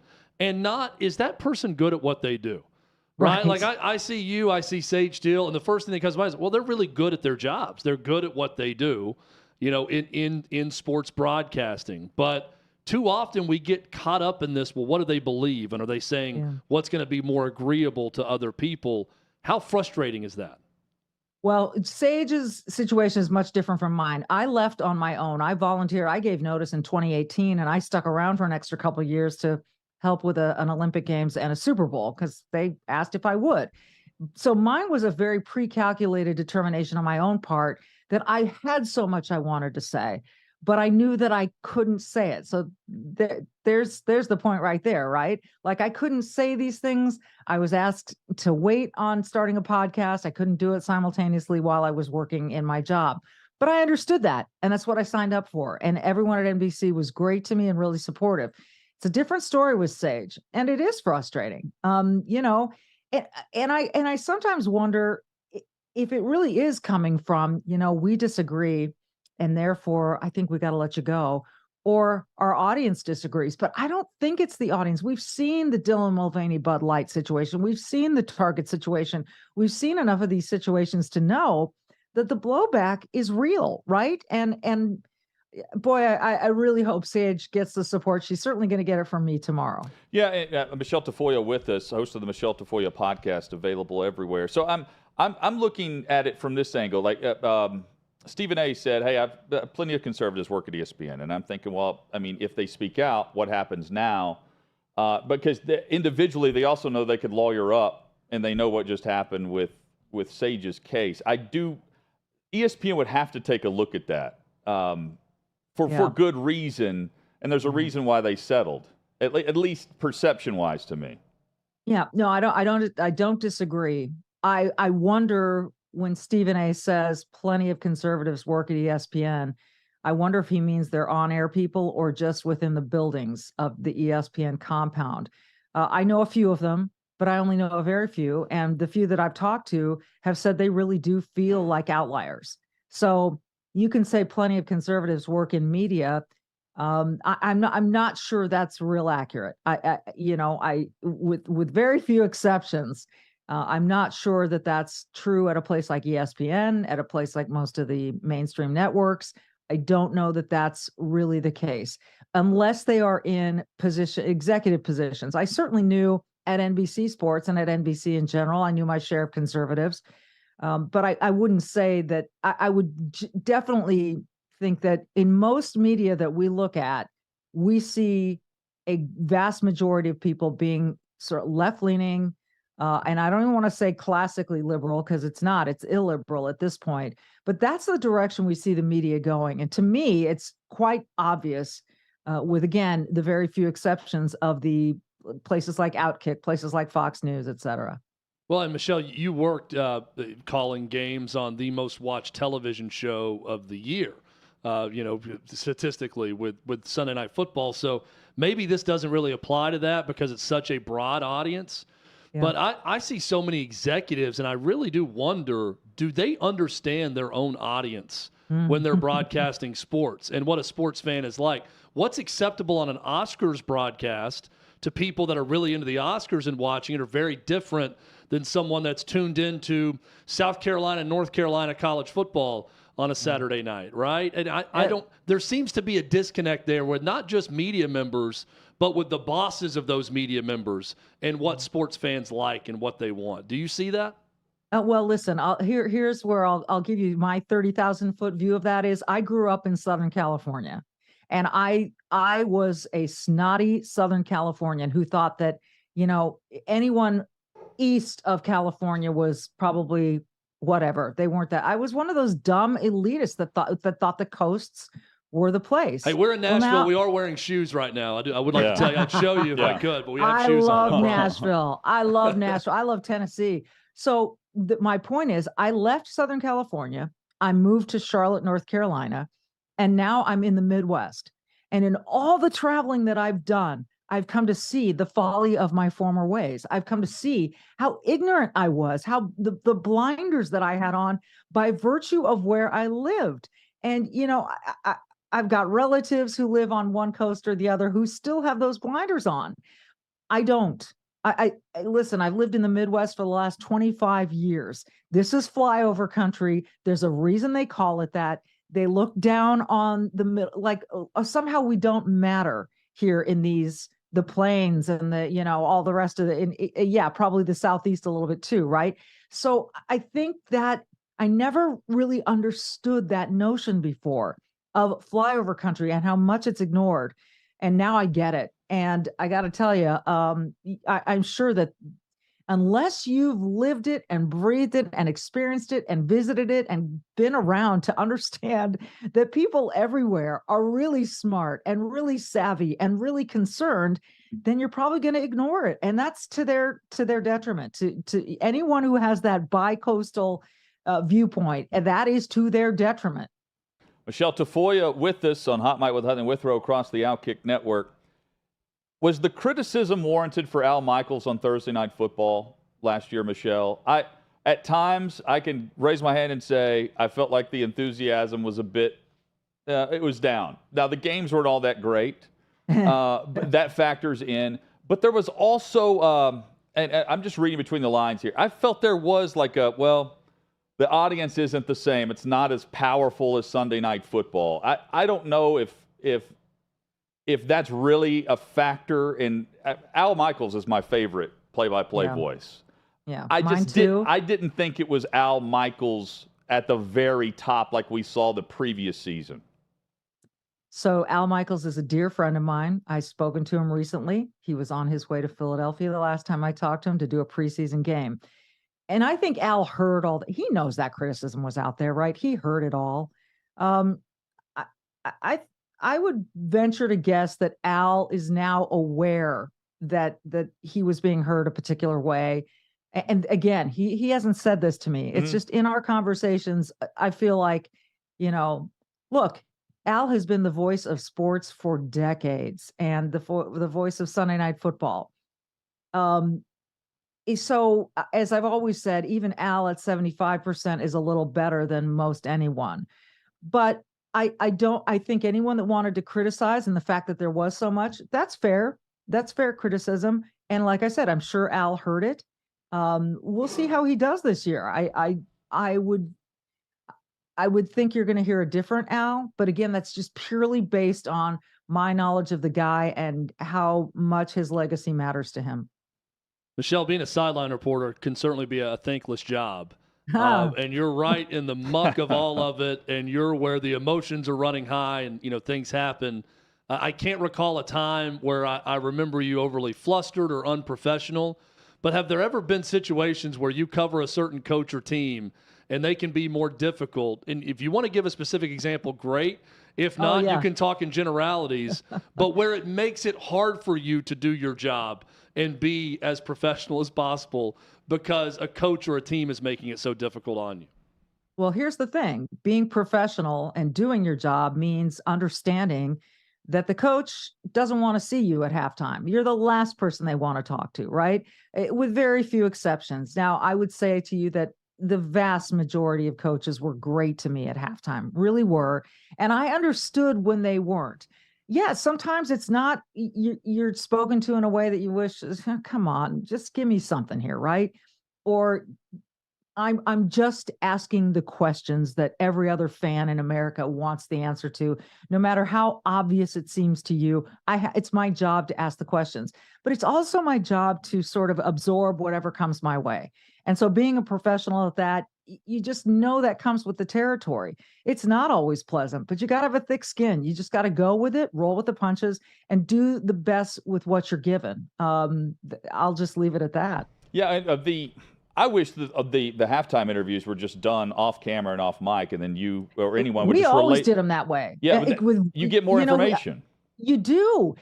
Oh gosh, I've had so many phenomenal off-camera interviews. Greg Popovich gave me one of the best ever during I think it was a playoff game in the NBA. But yes, I think you get more out of them, and then you can condense it down to what the fans really want to hear. Just give them the nuts and bolts of it, right? You don't need to add verbiage. Less is more in that job, quite honestly. And I learned that over the course of many, many years, to be succinct, to just get a point across, the most important points, and deal with what you've got. But yes, I agree with you I'll say 1,000% in the words of my good friend Al Michaels, 1,000% that do them off camera. You get more, and then you get to sift through it, put something together that is going to hit home with the audience. Given his leanings and your leanings, would Greg Popovich be friendly to you today if you two spoke? Oh yeah. You know why? Last time I saw Pop was in a hotel in Denver. We were there covering the Broncos. He was there for a game with the Spurs. I saw him in the restaurant. He got up out of his meeting, came over and hugged me.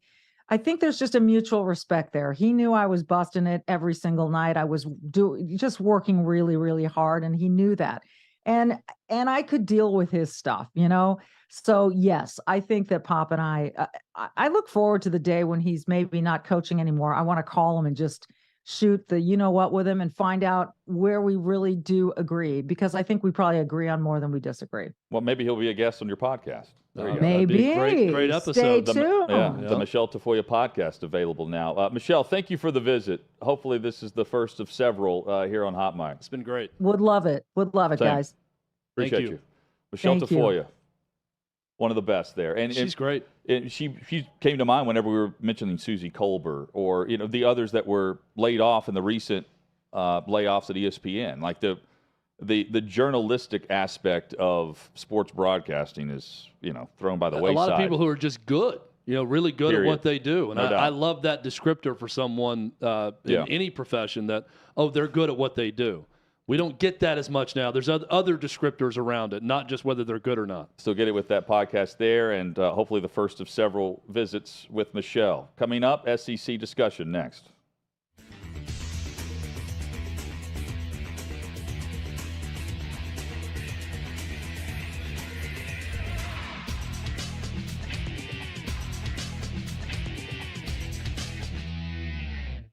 Trey Turner. He was struggling. They were booing the hell out of him in Philly. On August 4th, his numbers were this. Through 108 games, he's hitting 236 with a 289 on base percentage and a 656 OPS with 10 homers and 35 RBIs through 108 games. The Phillies crowd gives him a standing ovation. And it's not a coincidence, guys. To you fans out there, there are players who you can trigger in a really good way. Since then, in the 14 games since then, 370, 414 on base percentage, 117 OPS, 4 homers, 12 RBIs. Okay, not a coincidence. This game, every athletic endeavor at this level is about confidence. It's all confidence. And there's a positive, and for anybody that's ever done sports psychology, there's a physical component to emotions. And by that, I mean your body releases different chemicals when you're happy, sad, depressed, pressured, motivated, all those things. And as an athlete, I can speak from personal experience. In October, I was a different human being. And I felt different. And my emotions were different. And my adrenaline was different. And when I pitched in front of big crowds when I pitched in Yankee Stadium, I was different. The crowds create those things, home and away. I remember in 1993 when we were playing the Braves in the playoffs. This was the time of the politically incorrect tomahawk chop that the Atlanta fans were doing. It's kind of when it started. And I remember they were doing that in Game 5. And Terry Mulholland told me before that game, he said, "Think about this, man. You have a chance to go out there and stop 45,000 people from talking and being emotional." And it led to the 2001 quote when I said, or 2004, when I said, "I can't think of anything more enjoyable than making 55,000 people from New York shut up." And that's a sign of respect, by the way, New York fans. Always was. But we feed off this stuff, man. The good players do anyway. You know what? I'll say it, and you hear it here first, and I don't want to be first, but Aaron Boone's going to get fired, and that's going to suck because none of this is his fault. And every player in Yankee pinstripes and these guys know Aaron, and I promise you they care very deeply about this guy. He's the kind of guy that warrants that kind of emotion. Every one of them should feel like crap because it's their fault he's going to get fired, period.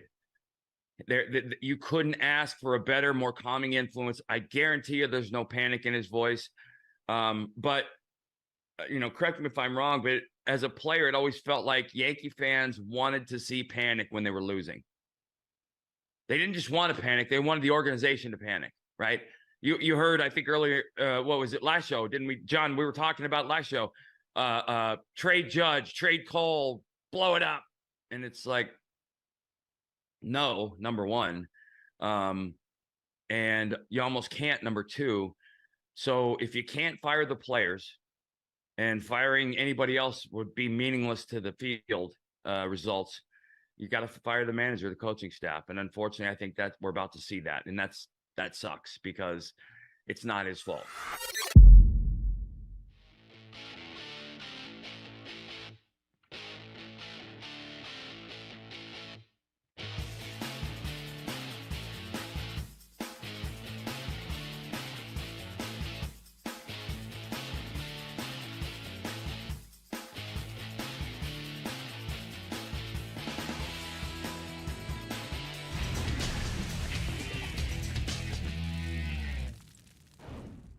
Our thanks to Michele Tafoya for joining us. Hot Mic with Hutton and Withrow rolls on across the OutKick network.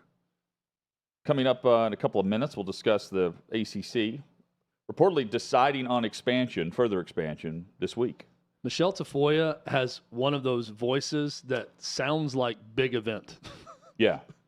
Well, I just heard her talking to us. Every time you hear her voice, I hear like the moments before a kickoff. You know what, though? Of a gigantic game or an NBA Finals, visit with someone. She's just got one of those voices that sounds big time. That's the description that's well said for Al Michaels last season. Yeah.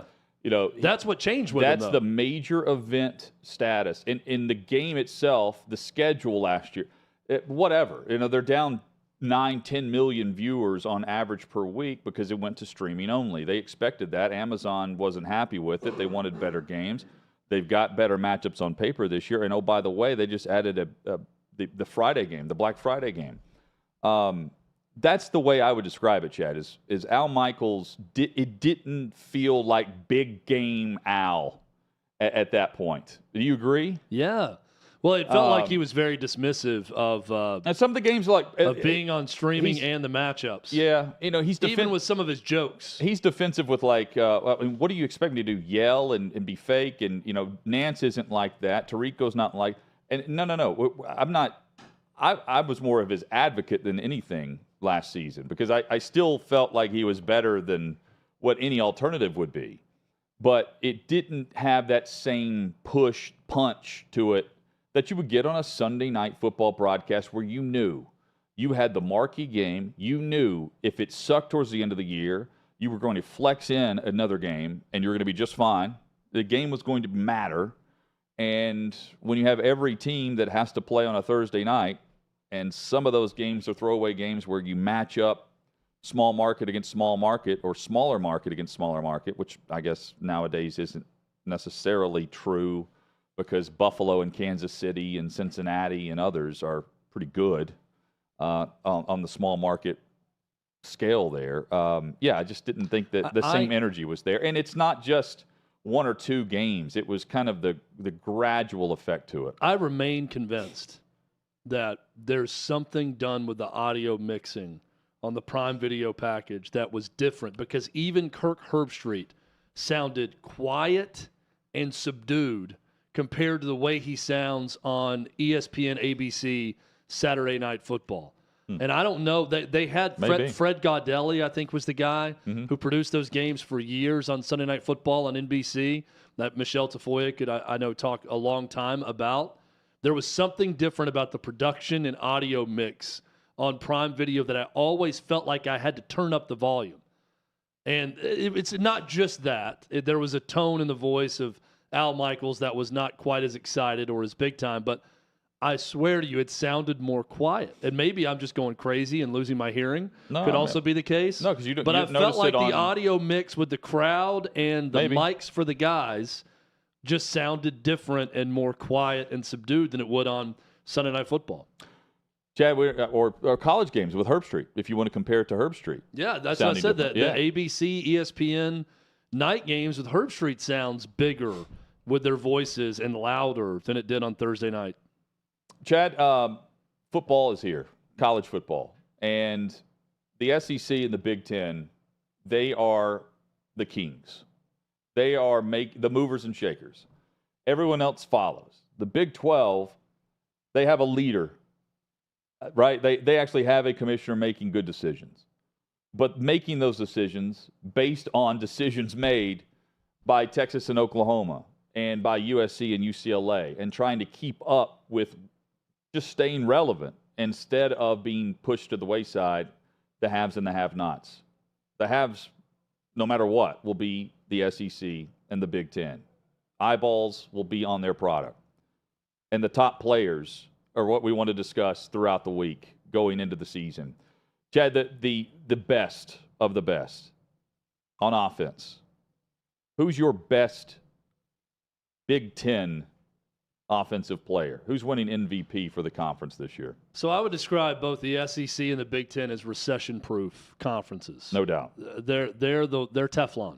They're going to be fine. They're going to add who they want, and even if they don't, they're going to remain relevant and financially solvent for many years to come. Whatever the future of college football, college sports holds, these two conferences will be fine.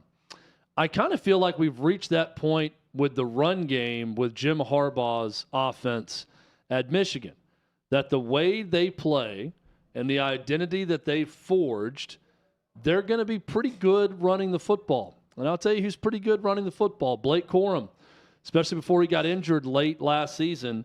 1,463 yards, 18 touchdowns, right at about 6 yards per carry a year ago. If I'm picking an offensive player of the year in the Big Ten, I don't think it's J.J. McCarthy as the quarterback of Michigan. I'm going with a running back. This is a throwback. All those NFL guys trying to get paid will love to see something like this. Maybe he wants to move to receiver. Hey, maybe so. Maybe he'll be an outside the linebacker when he goes to college. He will identify as a linebacker in the draft instead of a running back because of the way they're getting paid. I think Blake Corum is going to be the best player in the Big Ten this year. A little bit out on a limb to not go quarterback receiver, but I'm going to go running back in Blake Corum of Michigan. So I don't think you're crazy here because Blake Corum was on the Heisman track to at least be a finalist. Yeah. And it was a meniscus injury, I believe. Yep. And it was the game, was it Illinois, right before the Michigan-Ohio State matchup. He tried to play in that game and then could not. So then another star was. I wonder how much it's lead back Blake Corum versus Corum is the 55%, 60% guy, and they start sharing more carries. That's the only hesitation I had because Corum's not a bad pick because you can get the ball a ton. Yeah, I think he's more 65, to your point, Hutton, of getting the touches. But I think that 65% could be good enough for him to be the best offensive player in the Big Ten this year with Michigan's offensive line and how they run it. So I'm going Blake Corum as my offensive MVP. Can I give a special mention? Yeah, absolutely. I'm going to go dark horse on both of these candidate to win MVP on offense. Talia Tagovailoa at Maryland. Okay. A year ago, threw for over 3,000 yards, 18 touchdowns, 8 interceptions. They return a lot on offense. Mike Locksley, their coach, even said, we're ready to contend. Not 6-7 wins. We're ready to contend in the Big Ten this year. They avoid Wisconsin and Iowa out of the Big Ten West this year. Of course, they're in the Big Ten East, which is very, very difficult with their schedule and who they're going to be playing on that side. But I think he's got a chance. There's not a lot of returning star quarterbacks in the league in the Big Ten this year. You got a big transfer going from Michigan to Iowa and Cade McNamara. J.J. McCarthy, Ohio State breaking in a new quarterback. Talia Tagovailoa. Keep an eye on him, Hutton. Dark horse candidate. Okay. This would be a shock to me as a dark horse candidate for MVP. That's why it's dark horse. I would be pretty shocked. Honorable mention. So, who are you going with, Hutton, for Big Ten? It's the MVP? obvious one. It's Marvin Harrison Jr. And look, he's already being described as the NFL prospect at wide receiver that we've all been longing for. Speed, agility, body control. Lineage. No doubt. He wins at every level of the field. He's a 50-50 receiver, but also route running and doing everything to make spectacular grabs, the routine. 1,200 yards receiving a year ago, and he did that with a stacked wide receiver room. He was the best guy on the team last year at that position in that room. If you ask the NFL scouts, that's the guy that they want. And this is a group with Jackson Smith and Jigba, for instance. 14 touchdowns last season. He had 5 or more receptions in all but 2 games with Ohio State. Now he's back, and he's with Kyle McCord at quarterback, not C.J. Stroud, but he played high school ball with Kyle McCord.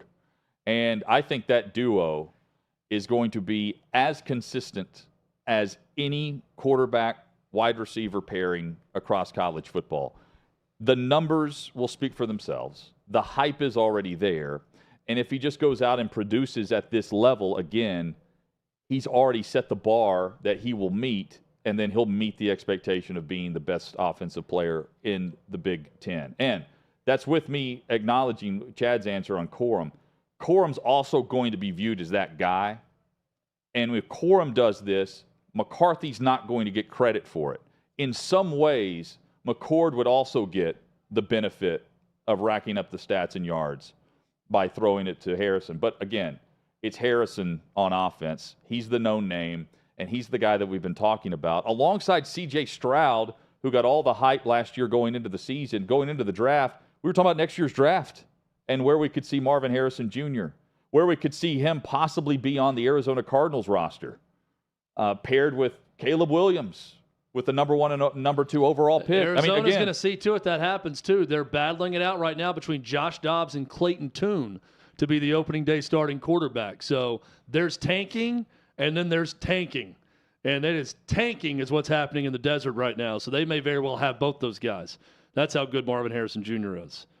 Chad, on the SEC side, I'm going to go way off the wall here. So far off the wall that this is a guy that Nick Saban won't even say if he's the starting quarterback or not. In fact, Nick Saban, such a distraction, he won't name a single starter at any position. He's done with depth charts. Not going to do it. Wants all of his guys feeling like starters. Maybe number 8 in your playbook, but he's number 1 in your heart. Whatever position, whatever number the player is, doesn't matter. Nick Saban wants you to know that he does not want them to feel like non-starters. I'll tell you who's going to be the starter at Alabama. It's the guy who started when Bryce Young went down a year ago. Jalen Milroe is going to be the starter.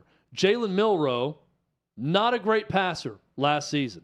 Nick Saban, he won't speak on a depth chart, but he has spoken a number of times about how much more accurate and better in the pocket Milroe has been.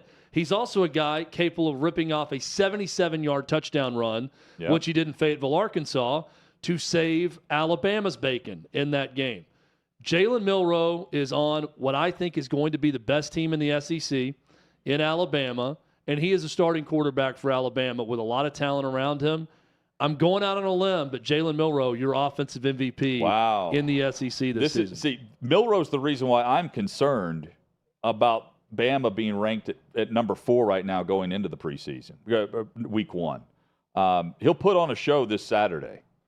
But when it actually comes down to, does he make the throw on the game-winning drive to go get the kick where you win on your final possession instead of lose? That's my only hesitation. And it doesn't look like Saban's hesitating all that much. You're right. There is a confidence, cocky little swagger to everything he's been saying. And a relaxed feel, too, now, on the mic. Many could argue that was my dark horse favorite, but that is my favorite, is Jalen Milroe. Can I give you my dark horse quickly? Yes. Connor Wigman at Texas A&M, paired with Bobby Petrino. I think he's got everything it takes to be a star QB in the SEC, and he finally does not have Jimbo Fisher interfering with the offense to the level that he was that was hurting A&M. Jimbo Fisher took a big step in acknowledging that maybe he was the problem in play calling, bringing in Bobby Petrino. Connor Wigman's got tons of talent around him on the outside, too. He's going to have a big season. Chad, my best offensive player in the SEC at the end of the season is Quinshon Judkins at Ole Miss. You don't think of run game when you think of the Ole Miss Rebels, but trust me when I say Lane Kiffin runs the football. Middle of last year, they were running it 58% of the time, and they were doing so with a first-year running back who came onto the scene, carried the ball nearly 280 times, had nearly 1,600 yards rushing, and added 16 touchdowns running the football. He also added catches out of the backfield, 15 to 20 receptions there. And he has a chip on his shoulder with the media going into this season, year number 2, where he's saying, hey, it's me. I am the best running back in college football, and I'm here to prove it. Ole Miss is always on that fringe level, right there in the middle of the SEC West. If they rely on him, they'll pull off 1 or 2 upsets we're not looking for. And if they don't, they start spinning the rock because, I mean, that's how you get the quarterbacks to transfer there, and that's what Kiffin's done. They'll be making the worst decision based on what is the best running back in the SEC, and you have plenty of time with him. I love this game, and I love how he can take over a game week in and week out. Judkins, offensive MVP. There's a reason Ole Miss ponied up with NIL, I'm sure. He could have gone anywhere in America. I thought that didn't work there. I love him. I thought it was hard to get people to go to Oxford. Well, maybe to get him to go, but getting him to stay when you offer them a check, okay, they'll gladly stay. That's what Quinshawn Judkins did. I love him as a player. He's going to have a big Fun year. to watch. Yeah, just playing the wrong position for the NFL, Jeff. Yeah, he's going to go to slot receiver. That's what he's going to identify as when he gets ready for the draft. Is Stanford and Cal going to the ACC? We should have a decision from the conference this week. Details next on Hot Mic.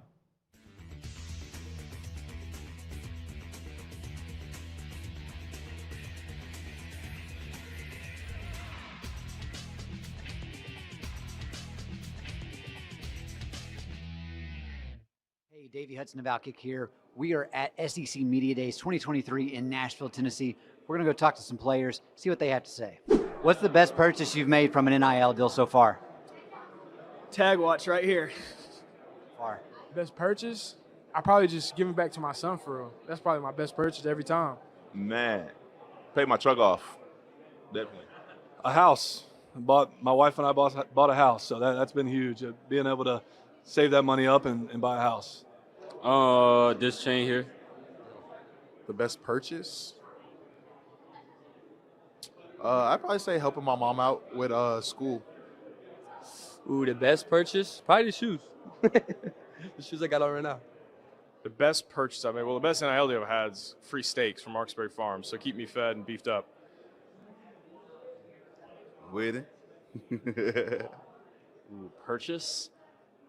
Probably a new golf bag. Or recently I played TPC Sawgrass this past weekend, and that was from I used that money from a deal I made, so that's up there too. Probably getting my sister through college, helping my family out a lot. That's probably my best purchase I've done. Best purchase? Probably my my mom and dad anniversary gift. The best purchase I've made? I got a yoga mat the other day, and that's helped me a lot. Just flexibility and everything like that, so probably that. Best purchase? My smile. Best purchase?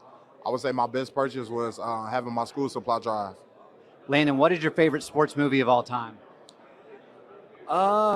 Remember the Titans for sure. Sport movie, I say Love and Basketball. That's my favorite. Got to be Remember the Titans for sure. Remember the Titans. I mean, it's top movie ever. Probably Longest Yard. I'd probably say Like Mike with Bow Wow. Yeah. My favorite sports movie, Remember the Titans. Air Bud. Perfect answer, actually. I really don't know. I don't have one. Movie? I haven't seen many, but does Sandlot count? Favorite sports movie of all time, probably Coach Carter. Ooh, sports movie, probably The Express. Happy Gilmore. The Little Giants. Amari, what was your most favorite sports movie growing up? Remember the Titans. Barbie or Oppenheimer? Which one are you and the boys seeing first? I don't know the other one, but definitely not Barbie.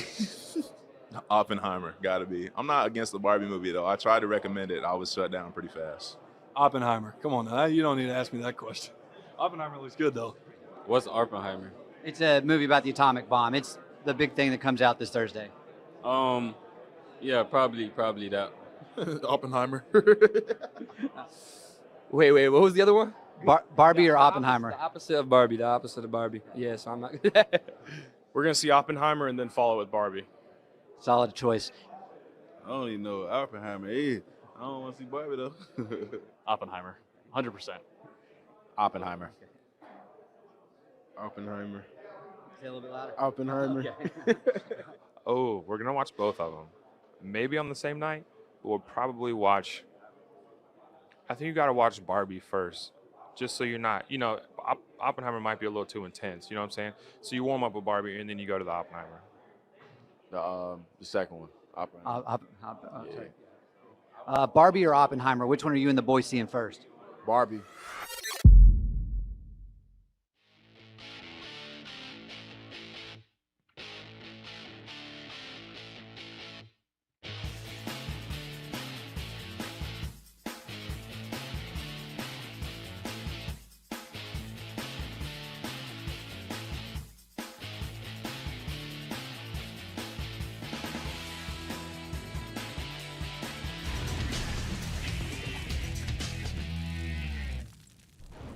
Sixth and Peabody, our location, with Yeehaw Beer and Old Smoky Moonshine. Hot Mic with Hutton and Withrow across the OutKick network. Chad, how's the chat today? Oh, it's on fire. Someone asked why any show does predictions before a season. Because every show does it. Allie asked Some good that. props. And I said, I do it so everyone can make fun of me when I'm dead wrong. It's self-deprecating, but brings the audience in on the fun. At least that's why we do it. That's what I told Allie. And that's what I tell everyone else. And Allie, by doing so, we're also pissing off 11 other fan bases, 13 other, soon to be 16. Allie just said, I hear you. This is what I do, Hutton. I bring people together. It's not about dividing. It's about bringing people. I give an explanation. Come on. Someone comes at me. All are welcome. And instead of just responding with hatred and vitriol, I respond with a logical answer. And then, you know what, Allie, all she has to say is, I hear you. I love that, Allie. Great response by you. First, a great response by me. That led to that great response by you. I appreciate it. We love you. Thank you for chiming in on the chat. Chat is on fire today, Hutton. Tim Brando will be as well coming up in about 40 minutes. Always love talking with Timmy B, talking college football, and instead of the future, which he hates, the present, which he loves. Looking forward to it. Chad, bringing people together in the chat, bringing teams together, potentially in the ACC, or is it the Big 12? So the ACC, on reading this through ESPN, and look, ESPN should have this totally covered based on their media rights deal with the conference. Yeah, how does anyone else get any of the news on media rights other than ESPN? No doubt. On any league. Yeah. They could have the news reported on every league based on their relationships. Another great point. Especially in college. But now the headline is continued momentum for the ACC to add schools. Now, the three that we know that they're pondering, at least, Stanford, Cal, and SMU. Touched on it last week. At least in some regard, all three schools are making concessions in order to potentially join, begging to join. SMU, it's been reported they're willing to not take a media rights payment for upwards of maybe even up to 7 years, which is crazy to think about.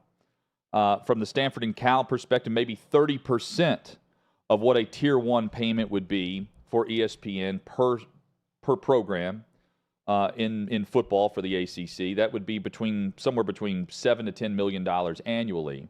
And if you add in all three, it comes up to around $55 million that the ACC would save to then distribute to other programs. But would they do that evenly? Would they not? Would they pay Clemson and Florida State what they want and no one else? Tons of questions with all of that. But Pete Thamel with the report that a source described the situation as a dichotomy as of today, this afternoon. There's anticipation that the additions are happening, but the same people that are preparing for expansion aren't certain it's going to happen according to the source, nor are they certain of what school will flip. They've got to have one school flip from a no to a yes. and the votes that took place, which, again, I don't know why you vote if you don't know you have it, because it makes the second vote. It makes it look stupid. That much more difficult. You know who you're lobbying. And you should do that behind the scenes instead Remember how of the SEC publicly. always has unanimous votes? Isn't that something? On everything? Because they Big know Ten as going well, in. right?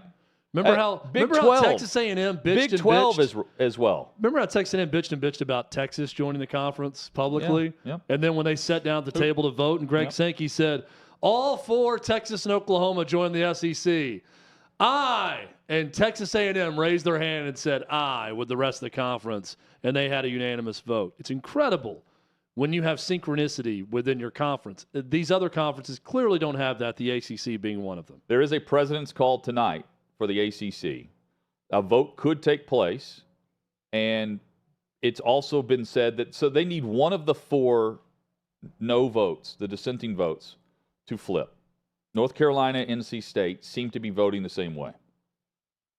Clemson and Florida State also said no to the additions of Stanford and Cal. Now SMU is also in the mix now. You don't take another vote unless you know you've got the flip, period. But this makes it seem like they're still a bit uncertain based on the source that Thamel's talking to, even though it's been reported that the ACC has the amount of votes they need. If they did, this report wouldn't be out there. It's interesting. And then you have the Big 12. So This is the most interesting part to me. It's what should be done. Well, but I want to see. So here's Michael Silver, who is he's Cal all the way. He's a Cal Bear. Tweets this. As Cal and Stanford attempt to finalize the deal with the ACC, the Big 12 has surfaced as another potential landing spot. In that scenario, the remaining Pac-12 schools, including Oregon State and Washington State, could also join the Big 12. He's tagging the San Francisco Chronicle there. I see this, Chad, and I think 11th hour negotiation tactic where you don't want the Big 12 has said they're done. Yormark has said we're done for now. We feel good about the teams we've added. We have the 4 corner schools, and now we assess where we'll be in the future. If the ACC knows that, then they're just dragging their feet trying to get a vote flipped. But if you go into the president's meeting tonight and you think, the Big 12 is also involved, does that help Stanford and Cal go ahead and get done what they want done in this vote? That certainly helps Notre Dame. They wouldn't be included in the ACC discussion if not for the Irish. The Irish are the ones that have really started this publicly. And then you have, of course, Condoleezza Rice backing Stanford, lobbying on their behalf. You think this is more negotiation push to help the case of Stanford Cal, or you think the Big 12 is actually discussing adding 4 more to the conference? Why not just add those 4 when you added the other ones? If you really wanted to just take, if you wanted everyone out of the Pac-12, because they didn't want them. to take less money on the media deal. Now they're willing to do that. That's what gives me pause about this. What I'm saying, like they would have just done it then. He added his 4, and then Brett Yormark himself said, "We're done right now with adding more schools." Well, but I didn't hear I would like to see them. I'd like to see those 4 schools have a home, and it makes more sense in the Big 12 than it does the ACC. For no doubt, especially those Bay Area schools, Pacific Northwest, with Washington State and Oregon State. But I just keep coming back to it's like a few good men. Well, why the 2 orders? Well, why did you order up one big serving of Pac-12 schools and mutilation of that conference, and then you're going to go back and order a second serving? Why not just pull the Band-Aid off all at once and take all of the programs you wanted then instead of waiting around and doing this twice? I can't get past that question. See, I agree with you. The Big 12, number one, they've always Yormark has been on top of this. Right, he's been the driving force. He's been very good in all of this, and foreseeing what's to play. Like he's trying to play his cards to keep up. Meanwhile, the ACC had that meeting when you had the 4 programs vote no. Nothing was reported at that time that Stanford and Cal were willing to take less on the media rights deal, which, according to the deal with ESPN, ESPN has to pay a tier 1 price for every program added within the conference. So if they're getting the same payout, again, I'm trying to theorize why we've had the two different reports. You vote no, and then after you're voted out, Notre Dame didn't get us in, so we've got to come up with another plan. Well, they unleashed the lobbyists, Laura Bush on SMU's case, because SMU apparently didn't even come up for vote. And then on behalf of Stanford, you have Condoleezza Rice. You also have Notre Dame, who has voting power, but they're not a full ACC member. There's reasons why others don't like voting with Notre Dame because they're not a full member, but they have a full vote. Chad, I wonder if they just went back to the drawing board after they didn't make it the first one and said, how do we do this monetarily where it's feasible to make the jump, we're relevant, we stay within, the conversation of college football. What do we have to do to make it right? And they've started these negotiations with the ACC, and now it's either the Big 12 knows, oh, they're willing to take less, far less, or it's just a bit of information that helps push this down the road a bit further to where the presidents of the ACC have a meeting tonight. Yeah, I think it's just also those schools doing their due diligence. When they see the Pac-12 fall apart, they're just keeping open lines of communication with Big 12, ACC, whoever, and trying to leverage it to find the right spot. You're in no position to not speak to anyone if you're those teams. Even if it's the Mountain West or the West Coast Conference in basketball and other sports, you have to talk to someone. So I think you're just keeping your ears open and making sure you're talking through all possibilities because you're not in a position to not hear someone out if you're any of those schools. Well, the other interesting part is it was the Big 12 that wanted to at least float the idea of a merge with the Pac-12. Was this 2 years ago? A year ago? No, they did that when Texas and Oklahoma left. Yeah, 2 years ago. When Texas and Oklahoma left. Announced, yeah. Then they went and said, this is going to start happening to you too. They didn't listen. A couple months later, USC, UCLA bolt. Well, no, a year later, July to July. It was July 4th weekend. That's right, so both. 1 year apart. So then they had the foresight to see, you're in trouble also. Pac-12 said, no, we're not. That's a you problem, not us. Then it became a Pac-12 problem, and it all could have been stopped with a merger before that. Yeah, but now, I mean, if the scenario happens where you take the other four, you've had the merger, but you didn't pay the price. You just handed the conference. Yeah, now, you don't get Oregon or Washington. At some point. Well, at some point, though, is that going to make sense for everyone when you're giving out so many allotments of money? No. To all these different programs. So you're going to have to look at that, too. I believe Brett Yormark when he said we're done. Things can always change. But I see this more as Mike Silver is reporting what Cal and Stanford are hoping based on them constantly talking to all these conferences. And Cal and keeping every possibility open. It's reported that Cal is in really bad shape, athletic department-wise, in debt. So, again, relevance matters right now, just finding a home base. I'm telling you. To tag along. Some of the, and Cal may be one of them, some of these programs are probably just going to be like, we're a really good school and we don't need the football program. We're not going to play football at this level. And maybe they make that determination because they don't have a home and they're not getting a handout with a big media payment year after year. But if you can tag along and get an $80 million whatever. Well, it's great if you can tag along. But over a 5-year deal. But if you can't, you're out. You're done. I mean, Cal's in financial problems now. Yeah. Chad, DirecTV and the Pac-12 network, USC has recently announced a partnership with DirecTV. Well, the issue is USC, their first 2 games are on the Pac-12 network, but DirecTV doesn't have the Pac-12 network offered through their packages. You feel the wrath of this if you're a Nexstar ABC affiliate, for instance. We're in this area here where if you have DirecTV, you don't have Nexstar programming. And we don't have the ability, if you have DirecTV, to watch the Pac-12 network, which is the official partner of Trojan football, Trojan athletics. And they mentioned something about, well, we do offer the ACC network, and we have a sports pack and regional sports. It's funny because the USC doesn't play an ACC school to even have the opportunity to be on the ACC network this year. So they tried the PR swing with that, but didn't work because the schedule that they didn't look at didn't match up with the programming that they actually do offer. It's only 2 games, but off to a rocky start as far as the partnership's concerned. Why the disputes? We got to end the disputes. All the disputes do is make sure that people are going quicker to streaming only and cutting the cord when there's all these disputes via DirecTV, cable companies, and certain affiliates, everything that goes on. We got to stop it. Got to stop it. You're just guaranteeing more and more people are going to go away from it. Yeah, and you've got the viewer. It's already difficult to find Pac-12 network.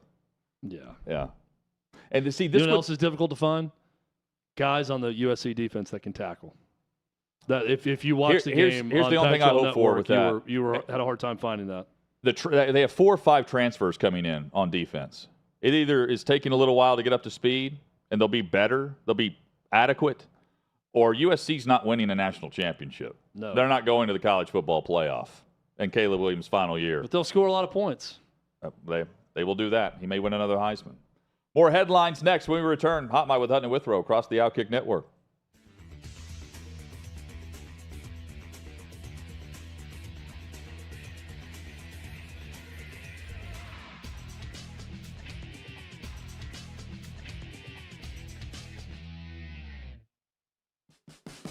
What you're experiencing is the bold taste of a Southern legend. Old Smoky Moonshine and Whiskey, authentic Tennessee mountain-style spirits.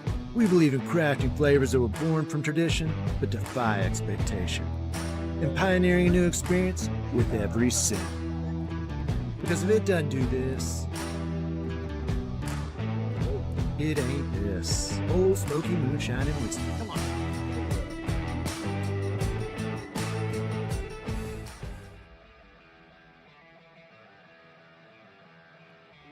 Welcome into OutKick the show. I am Clay Travis, your fearless leader. I am going to continue to argue that sports is one of the great unifying forces in all of American life. ESPN is a sinking ship. Democrats are now the party of the white, woke college graduate.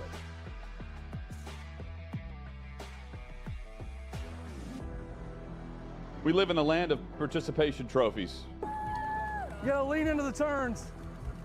You really gotta lean into the turns. When Leah Thomas walked in that first day, it got silent, and every girl was uncomfortable. Very difficult to go back-to-back years in the NFL with the #1 overall pick.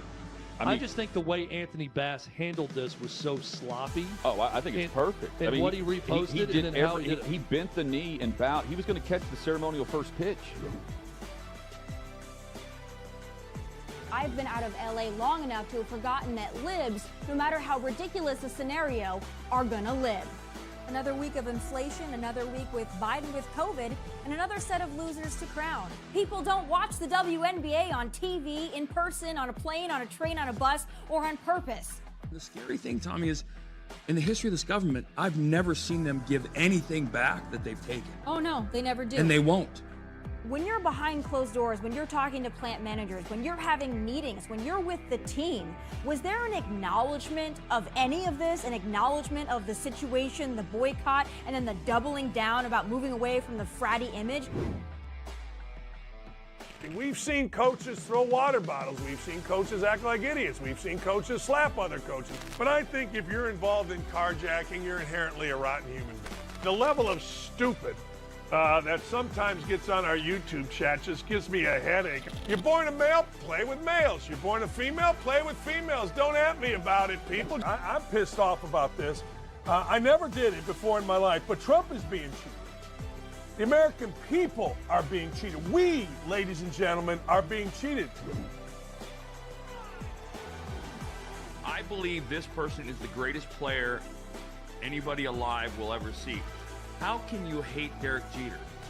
A guy's on-base percentage tells me his batting eye, and a guy's slugging percentage tells me if he's a threat. That's the kind of guy that throws a no-hitter, that effectively wild guy.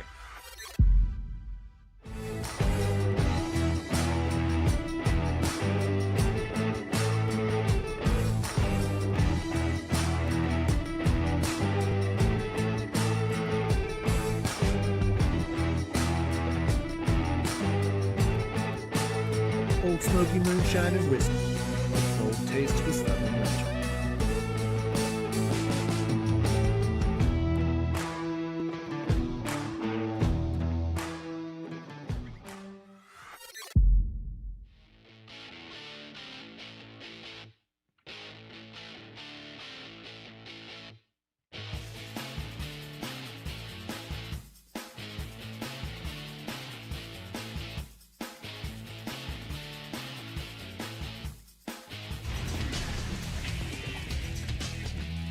Just like that, the final hour is here on this Monday edition. Hot Mic with Hutton and Withrow across the OutKick Network. Hope everyone's had a great Monday.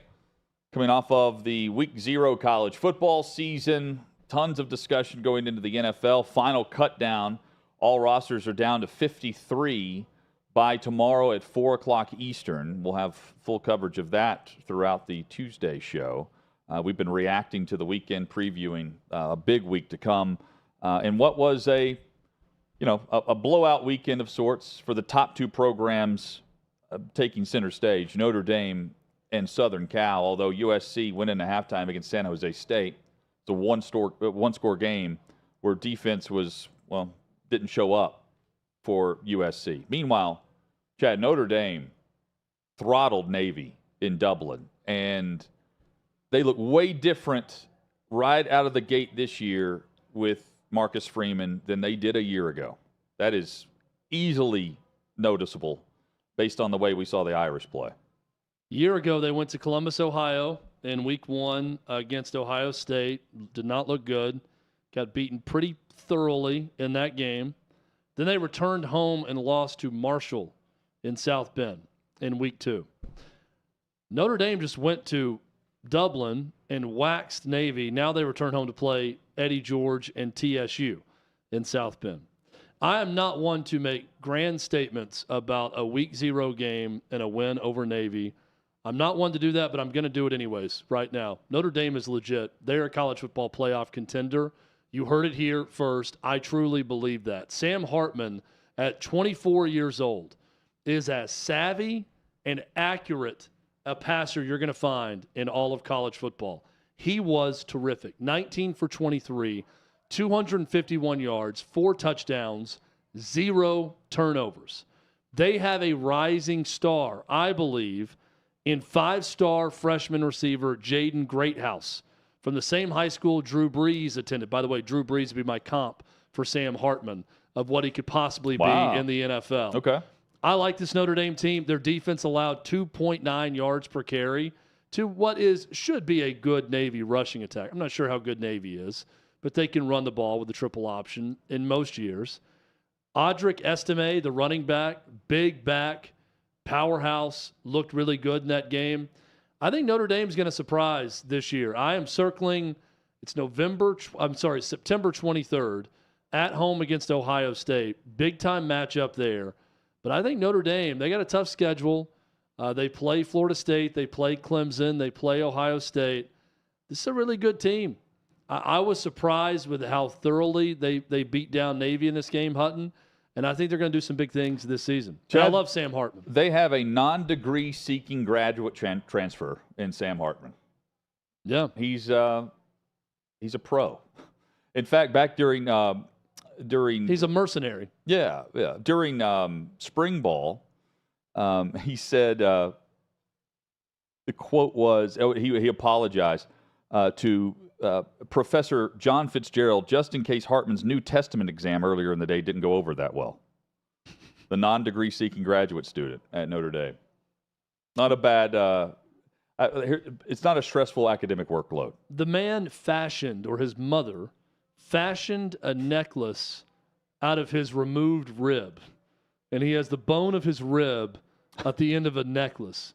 The way we would have a shell back in the day if you went to the beach. This guy has a piece of his rib cage. If that's not a guy you can root for, I don't know who you're rooting for. I don't want to know who you're rooting for. But I'm rooting for Sam Hartman. Notre Dame looked really good. I was impressed. We knew that he was going to be a big addition for anyone, wherever he ended up. Notre Dame gets him, and I think they're going to do huge things. And Marcus Freeman was, for someone 3 games into his tenure, was circling the drain a year ago around this time after 2 weeks into the season. Yeah. And starting 0-2 the way he did.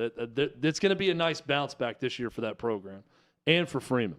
Well, and now, that's the mark that Notre Dame can absolutely leave on the college football playoff. If they're in the mix for the 4, and they have been, think about what that means for this expansion, for the 12 team a year from now. The debate for who's in, who's out now, you'll have the top programs in, and the transfer portal is still going to go crazy.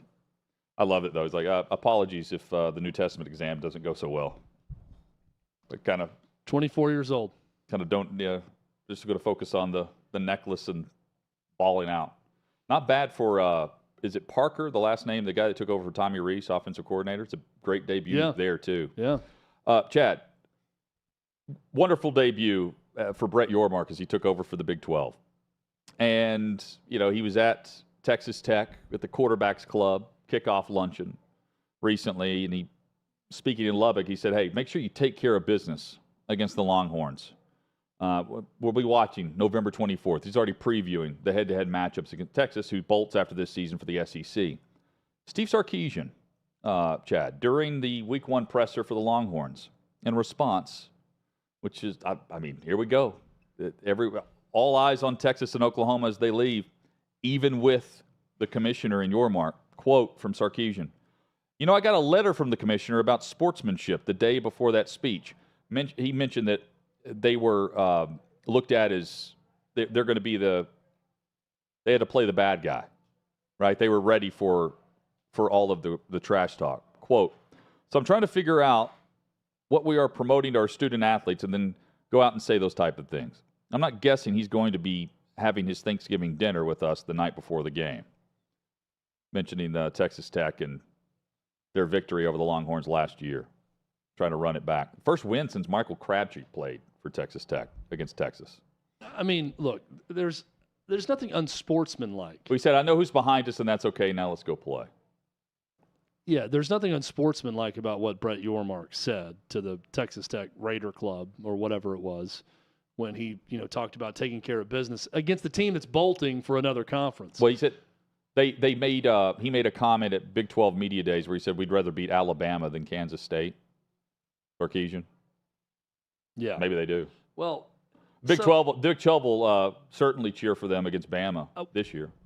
Here's what Steve Sarkisian needs to fight against, and I'm for this part of it.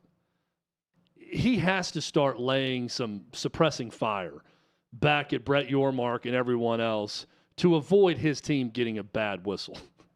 That's what I'd be worried about. That may be overly, conspiracy theorist, but when you have the commissioner of the league talking to the Texas Tech Red Raider Club saying, I hope you boys take care of business against those dad-blasted Texas Longhorns come November or whenever it is they're going to play. And that's not how Brett Yormark talks. I wish he talked like a cowboy like that. The Big 12 commissioner should talk like a cowboy, even if he doesn't. That's what you got to guard against. And Brian Kelly down there. So if you're Steve Sarkisian, I need you all to get with your families come November 6th and cheer on them Red Raiders. Guns up, weekend. Boys. Guns up. Yeah. Is that where they are? Guns up with the Red Raiders. Maybe that's Oklahoma State. Either way, doesn't matter. Oklahoma State, Texas Tech, every one of the Big 12 that's not Oklahoma or Texas wants them to lose every single game, Brett Yormark included.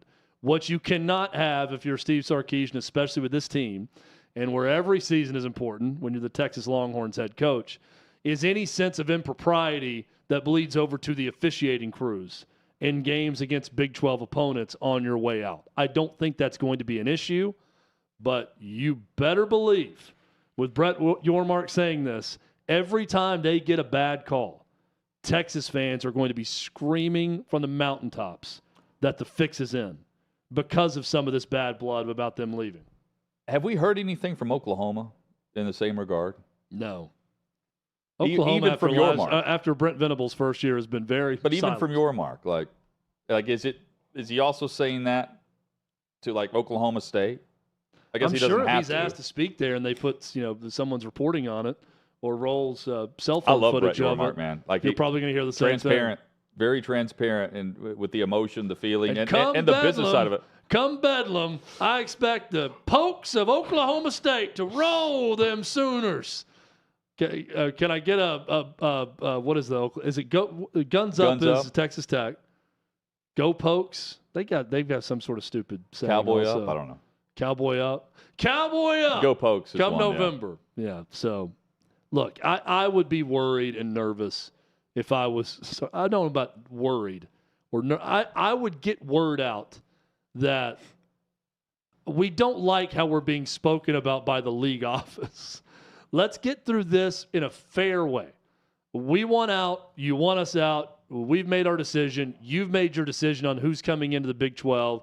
Let's ease this transition, and let's just get a fairly officiated game every time we play, and then we'll be on our way, and you're not going to have to worry about us again. That's what I would guard against if I'm Steve Sarkisian. And I can understand that sentiment if you're him, especially when the commissioner's talking trash about you with other programs. Yormark being transparent, the Big Ten also attempting to be just that with the implementation of injury reports for the 2023 season. Coming from Commissioner Tony Petitti, the Big Ten is going to distribute player availability reports on the Big Ten website, and then they will put them and push them through social media.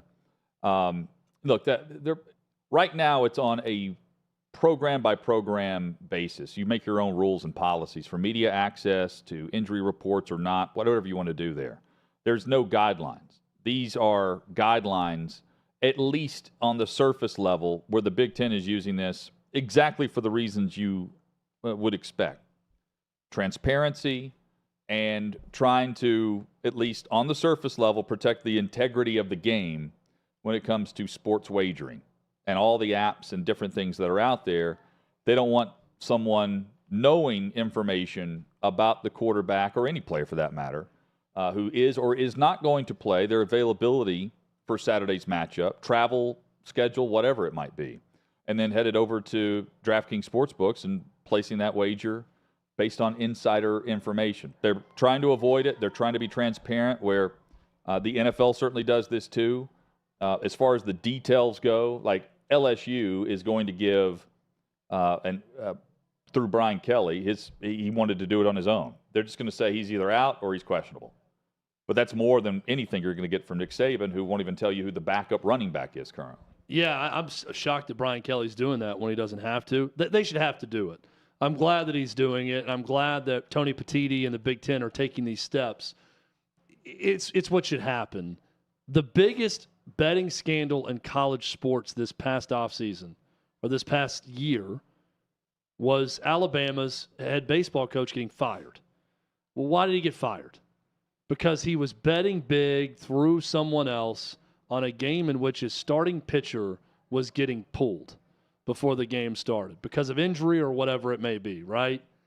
When it's that visible and you have insider knowledge to that level and things being done, I get that this could still happen at any time. And I understand that every college athletic program out there is probably concerned if betting is legal in their state. They're hoping they're not the next one to be Iowa, where the Iowa State Gaming Commission starts to investigate college athletes in the state, because they could very well be next. And their defensive tackle suspended for the year for that. You take all precautions that you can and just appear to be on the up and up. They need injury reports in college football. A lot of people are betting on these games. It is big time. A lot of people are watching these games, especially in the Big Ten and the SEC. Greg Sankey's had no problem leading college sports in many ways. Tony Petitti is leading college sports, right? The Big Ten commissioner failed to lead in the right way during COVID, where Greg Sankey sat back, looked at all the options, and came up with a way to play a shortened season. And then the Big Ten had to follow, right? They made a mistake, and then Kevin Warren had to admit the mistake and follow the SEC. Ohio State and Nebraska were considering going independent for the year. Absolutely. Here is an example where the SEC should now follow. They should follow what the Big Ten is talking about doing and come up with a plan to have an injury report. And you're right, That's what's best for everyone. It's the first time that a Power 5 conference has had a conference-wide initiative when it comes to this policy. And again, Brian Kelly will tell you, and he said it publicly, LSU and reporters asking him about it, because he doesn't have to turn in injury reports. He's like, look, it's really not that big of an advantage. Like, I don't really care if you guys know. I don't care if the opponent knows who's playing or who's not, because they probably have a good sense anyway. And it's our game plan's our game plan. We're game planning against the opponent, and if a guy's not available, well, our game plan's going to be the advantage or the disadvantage, not the player who may or may not be playing. And that's even with they're just going to, if a guy is questionable, he's questionable. That's still not telling you if he's playing or not. but that is way more transparent than what we're getting even from Access. But, Chad, what would you say? The average reporter gets, 15 to 20 minutes to watch basically stretch and individual drills? And then for the most part in the SEC, they're asked to leave the indoor practice facility or the practice area. Yeah, they go back to the have media sources they can get with and find some things out, but they're given very little access. access. You could sit there and watch it. I don't know what I like more, Brian Kelly's thoughtfulness and just saying it's really not that big of an advantage, not a big deal, as opposed to Nick Saban and him acting like it's the end of the world to give out a depth chart. I really prefer Brian Kelly this. I don't know what I like more, though, that or his Southern accent that he put on last year when he was calling Baton Rouge at the press conference. I can tell you this. He went away from the Southern accent, though. Neither decision, either to give injury reports or to not give a depth chart, will affect how good both of those programs will be this year. They'll be exactly what we expect them to be. I want Brian Kelly to give his injury updates in the Southern accent.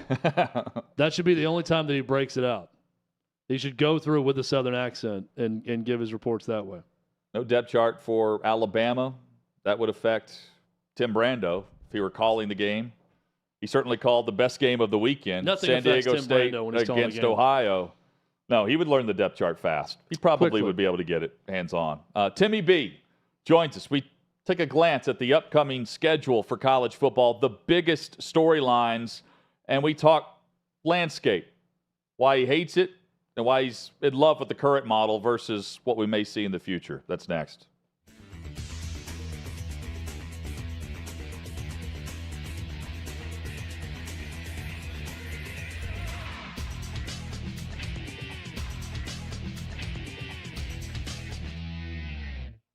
GOP presidential candidate Vivek Ramaswamy thinks that all voters should be able to pass a civics test, so I'm here on Broadway to see how we're doing.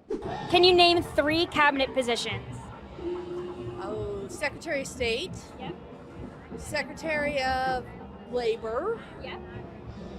And we'll go the Secretary of Education. Correct. What is the capital of Tennessee? That one. I have no idea. Tallahassee. Tallahassee. No, that's Florida. That's Florida. Tennessee. Yeah. No. Do you know the capital of Tennessee? What the hell? These people don't even like me. All right, I'll give you a hint. You're standing in it. How many U.S. senators are there? Way too many. Well, they're way too old, I'll tell you that. Not enough to do the job right, that's for sure. If something bad happens to the president, who takes over? The vice president. Who is our vice president right now? What does it start with? What's the first letter start with? K. Not sure. I don't know. Okay. When was the Constitution written? 1976. 1787. How many amendments does the Constitution have?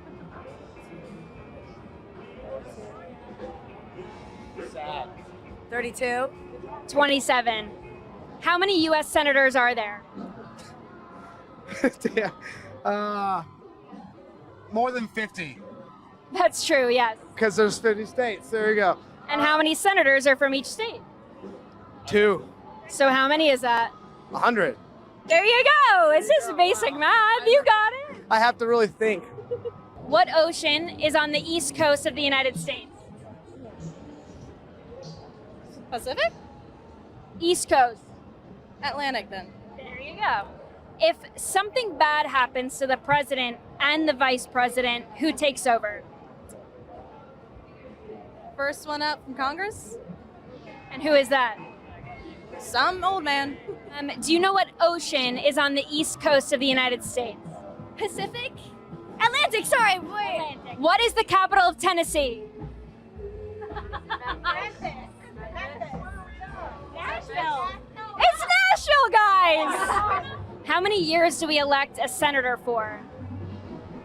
4. 6. What about a congressman? That's 4. 2. It's just a trick question, so. Before he was president, Eisenhower was a general in what war? World War II. He commanded Operation Overlord and D-Day invasion. Correct. When was the Constitution written?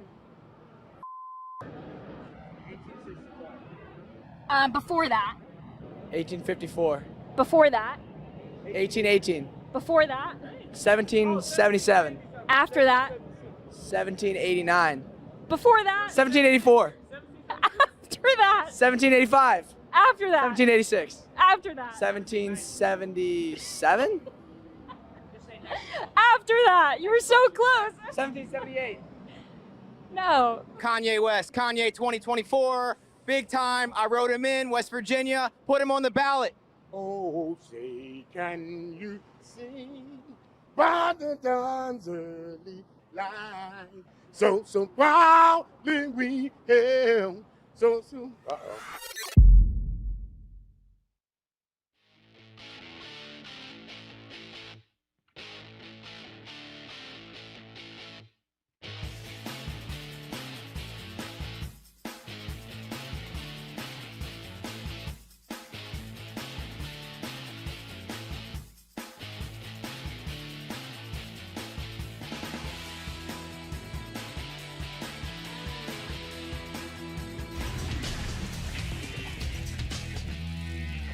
Sixth and Peabody, our location with EHOP Beer and Old Smoky Moonshine.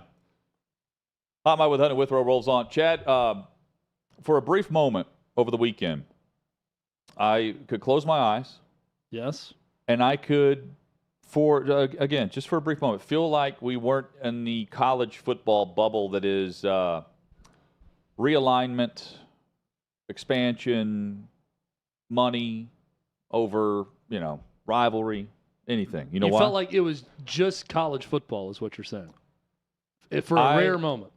I watched a San Diego State, Ohio preview with our next guest in Spencer Tillman. Timmy B joins us. Tim Brando, Fox Sports, on the call. Of just felt best right. Game of the weekend, by the way. Yeah, it was a old school throwback sound, Tim, and I mean that in the best way. Good to have you. Thank you. That means a lot. You both are a little biased, I think, but I'll take it. I will take it, and I'll run with it for as long as I can. So we made a pact before the game that only at mop-up time and only when there was nothing at stake would we go down that big picture road. And I appreciate your having noticed. Yeah, I really do. Absolutely.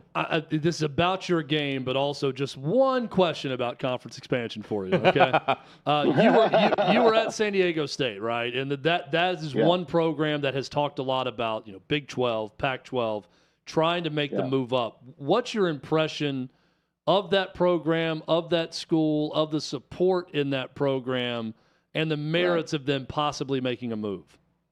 I did talk to their athletic director, really good guy, young guy.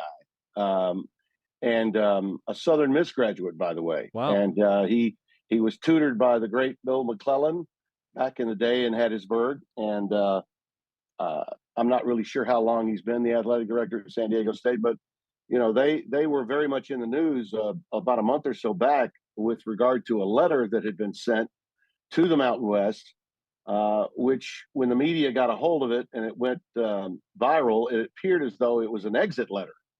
But it really wasn't. It was more of we just want you to answer some questions letter because we have some potential here. And at the time, the potential was for San Diego State, along with a few others out of the Mountain West, to maybe migrate into the Pac-12, which I'm sure was something that had been discussed, not just with them, but with several schools, Fresno State, Boise State, maybe others, who knows. But in talking with him, basically, it was misconstrued by the media, but to some extent, he was just giving due diligence to what can we do, what do we need to do if we choose to possibly change addresses. There was a calendar date when the exit fee would be $17 million or maybe even more than that. So, regardless of what they did with both the president and the AD. They did the right thing by checking the waters and also by staying put, clearly, because now the Mountain West appears to be a potential landing spot for Pac-12 teams that are left over. So we'll see what's going to happen there. I believe the American Conference is also involved in conversation. So there's a little push-pull thing going on. He did not rule out, by the way, the potential of the Pac-12 hanging on if, in fact, Stanford and Cal choose not to go to the ACC, which I would say is a 50-50 proposition at best. And certainly, I'm not going to try to predict what those schools are going to do because I don't think football, college football, has ever been a priority for either one. They've not reinvested back into their programs. They've taken the television money in the past that they've gotten and given it to academics or to their Olympic sports. They've not reinvested either one of those schools in the Bay Area into the college football program. I think that's one of the reasons why David Shaw's Stanford team fell on hard times after a remarkable run, really, for about a decade or more. So we'll see. But I was impressed with their facilities, particularly on campus. The stadium itself, which is right next door to where the old Qualcomm, Jack Murphy Stadium, if you prefer, stadium was, a few miles, obviously, from the campus. But, man, is it good. The broadcast location was as good as any I've been in. It would rival TCU's, and they spent a lot more than $300 million on theirs, and they did it with private funds. The stadium seats about 35. I think they probably had about 20 to 22,000 there the other day. And the home folks were there. I think if they played a team that traveled a little better than the Max Ohio University, then it would have been probably close to 30, 35,000. But everything about their program looks big time to me. And certainly Brady Hoke knows how to coach a big time program. So Spencer and I were thoroughly impressed with what we saw. Tim Brando with us on Hot Mic with Hutton and Withrow. Timmy B on the call this coming Friday. Friday Night Lights with Michigan State hosting Central Michigan, the Chippewas.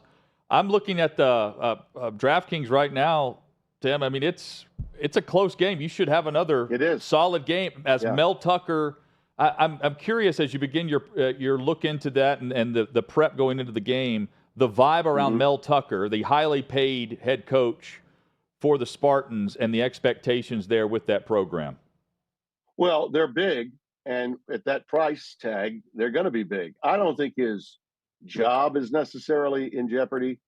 Matt Ishbia, who now is owning a franchise in the NBA, but also put together all that money quickly to hold on to the opportunity of getting a guy like Mel and to hold on to him when Walker had that breakthrough year and put them in a position to do what they did to get that number up to around $9 million. I don't think another 5-win year is going to cost him his job, but it's certainly going to change the culture of his program, what he's trying to do. And that means they can't afford to lose to a MAC opponent, not with who they've got to play in the schedule that's in front of them in the Big Ten. So it's very important for them. The Chippewas are really good. And to your point about a close game, last week's game in week 0, you're right, it was the most competitive game. It wasn't pretty at times, and certainly Ohio losing Rourke to injury. And by the way, I'm told now from talking to some people, his exit was precautionary because their schedule does pick up. And UCLA, they play in 2 weeks. It's a murderer's row of non-conference games they've got coming up, and they certainly want to win the MAC. They got to the title game a year ago. I think that they gave the ball to C.J. Harris because they didn't want to go out there, run the risk of losing a game and their quarterback at the same time. And that's really what we were presuming when we didn't see him in the second half. But to the point about Michigan State, Central Michigan's really, really good. It should be very competitive. And whenever you've got a game like that, fellas, Spencer and I really prefer working on Friday night. We did an Iowa Penn State game a couple of years ago, and it turned out to be a blowout because actually it was Maryland and Penn State. It was Maryland. Maryland was 3-0. Tagovailoa was quarterbacking, had some good numbers, but his best receiver got hurt on a kickoff return, and it turned into a blowout. The game still drew better than 3 million viewers. It was the highest rated game on FS1 in its history, and the network is just now 10 years old.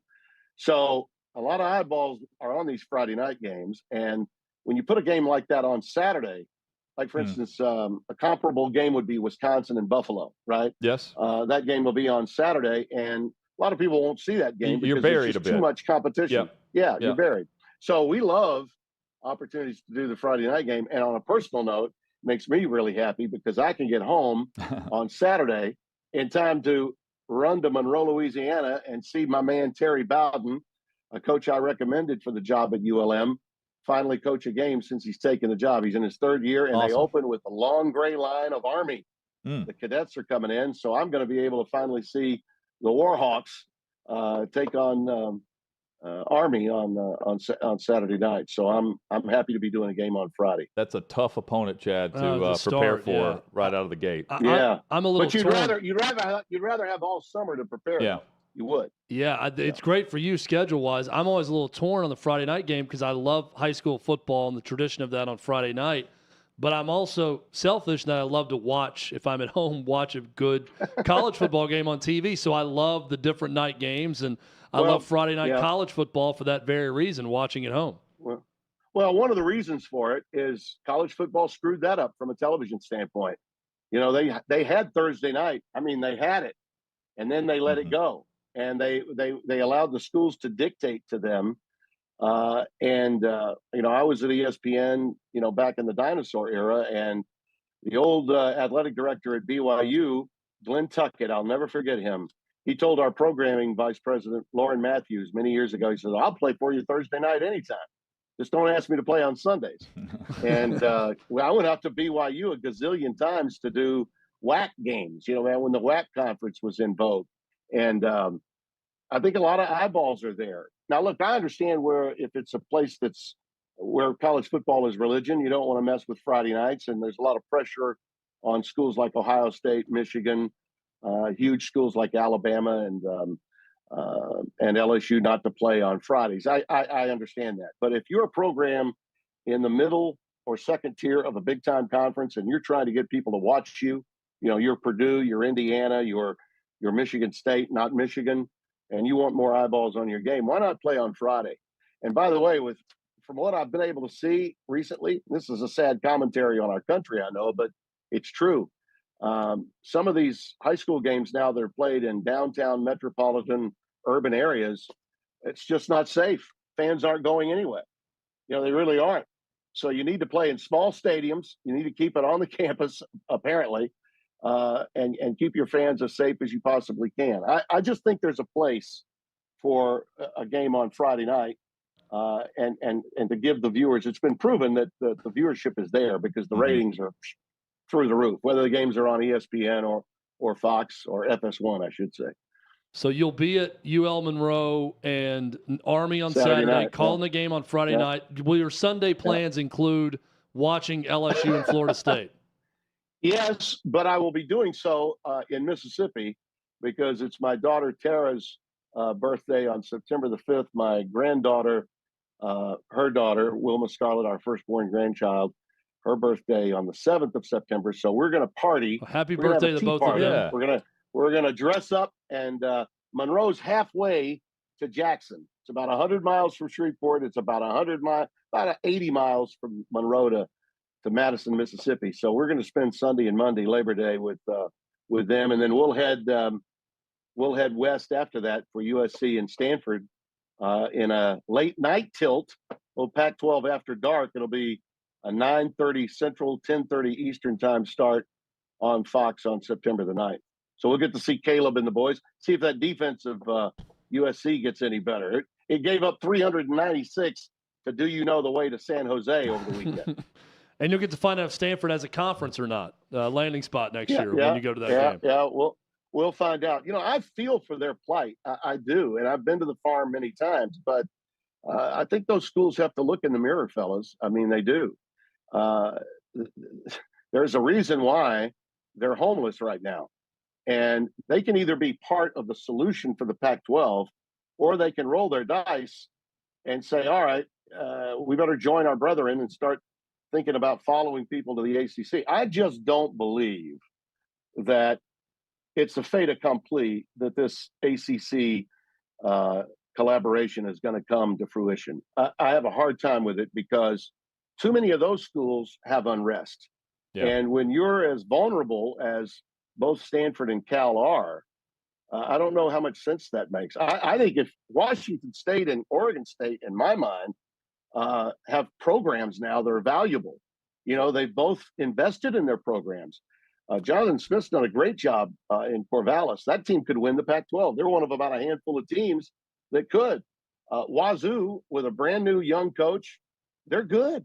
I mean, if they were to go into any conference right now, they would add value. And Stanford and Cal, yeah, they add a great deal of academic value, hence the whole ACC thing. You know, their university really matches up well with our universities, AAU, all that stuff. But in terms of college football and the investment made into college football at those places, they may not be huge markets, Pullman, Washington, and Corvallis, Oregon, but they've got great football programs right now, and they're on the rise. So, you know, I think they're in an advantageous position, whether they go Mountain West, American, or if the Big 12 wanted to reach out and touch them, which I guess possibly they could.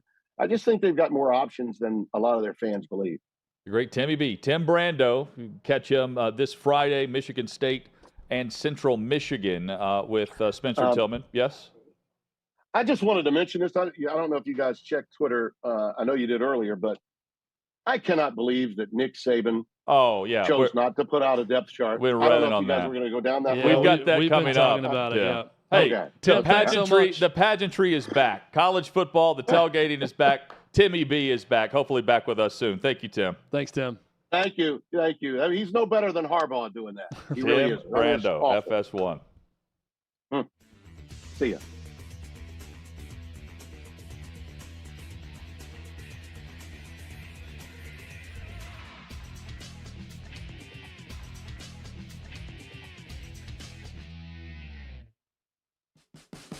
What you're experiencing is the bold taste of a Southern legend. Old Smoky Moonshine and Whiskey, authentic Tennessee mountain-style spirits.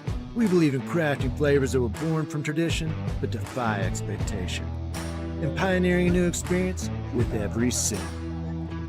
Because if it doesn't do this,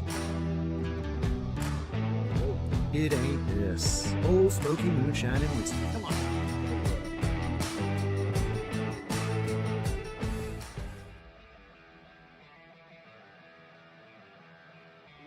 Welcome into OutKick the show. I am Clay Travis, your fearless leader. I am going to continue to argue that sports is one of the great unifying forces in all of American life. ESPN is a sinking ship. Democrats are now the party of the white, woke college graduate.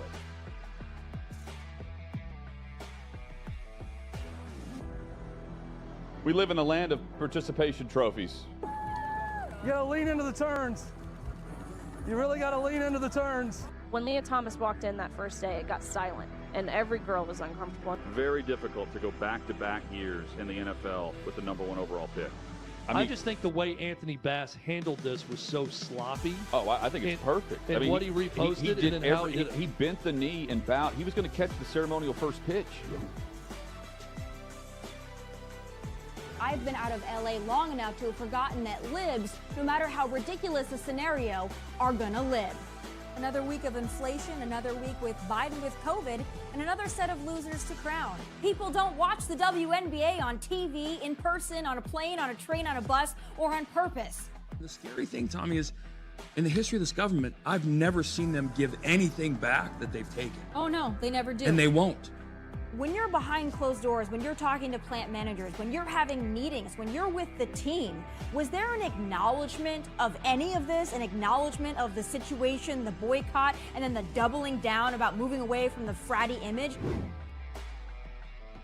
We've seen coaches throw water bottles. We've seen coaches act like idiots. We've seen coaches slap other coaches. But I think if you're involved in carjacking, you're inherently a rotten human being. The level of stupid that sometimes gets on our YouTube chat just gives me a headache. You're born a male, play with males. You're born a female, play with females. Don't at me about it, people. I'm pissed off about this. I never did it before in my life, but Trump is being cheated. The American people are being cheated. We, ladies and gentlemen, are being cheated. I believe this person is the greatest player anybody alive will ever see. How can you hate Derek Jeter? A guy's on-base percentage tells me his batting eye, and a guy's slugging percentage tells me if he's a threat. That's the kind of guy that throws a no-hitter, that effectively wild guy.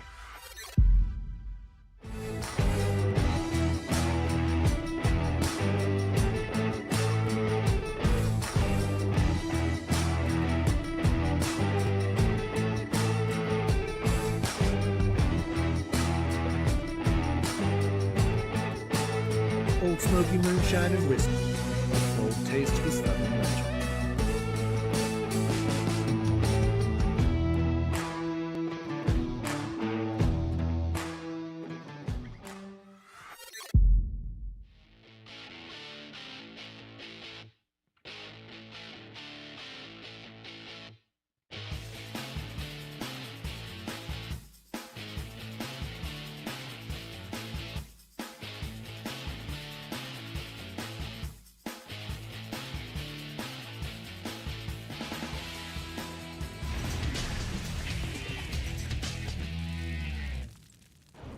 Our thanks to Tim Brando for joining us, Michele Tafoya as well, Bobby Carpenter earlier in today's show. Catch all those on demand anytime. Head over to the YouTube channels where you can find the OutKick channel. Search out OutKick, hit the subscribe, and join us in the chat each day. How about Timmy B taking the shot at Nikki S? Yeah. Saban on the way out about the lack of a depth chart. Depth chart, of course, would help from the broadcast perspective. Injury reports will be released for the Big Ten, hopefully the SEC. Other conferences should follow. Well, it's one thing to put out the depth chart that Across every coach the does board. now about the or. Everyone is or. It's a starter or this on their two deep, so they don't really give starters. But Saban's not even doing like or. No, I don't like – I would have preferred Nick Saban just saying, like, I don't want to do it, so I'm not going to and I don't have to. I just didn't like his explanation of – it's a distraction to let guys know they're not the starter. What? It's dumb. I don't want anyone to feel like guys are going to be like, oh, you're a starter and I'm not, and they're going to be mad. And I'm thinking, how long have you done this? How much respect do you have? A ton. They're just going to deal with it like they do every year that you release a depth chart. There will be or a depth they're chart. not, and they're going to be gone. Oh, but do you think this changed the line at DraftKings against MTSU? No. I don't even know What the is line. the line? Chad, look that up for me. While I'm going to find it right now. We can play this game, place the bet as if the game's already been played. You've if you'd like. you've got me interested, Hutton. DraftKings Sportsbook, now's the time, if you haven't, to sign up. Outkick.com/bet is where you can go. First-time users, exclusive deal. Begin by just depositing as little as $5 into your sportsbook account. You make your first bet of at least $5 or more in any game. And here's the kicker. You not only get cash winnings from your bet, but you'll also instantly pocket $200 in bonus bets. And those bonus bets are rolling in as 8 separate $25 bonus bets, so you've got plenty of chances to up your game. Terms and conditions apply. 21 or over in a legal betting state. Gambling problem, call 1-800-GAMBLER.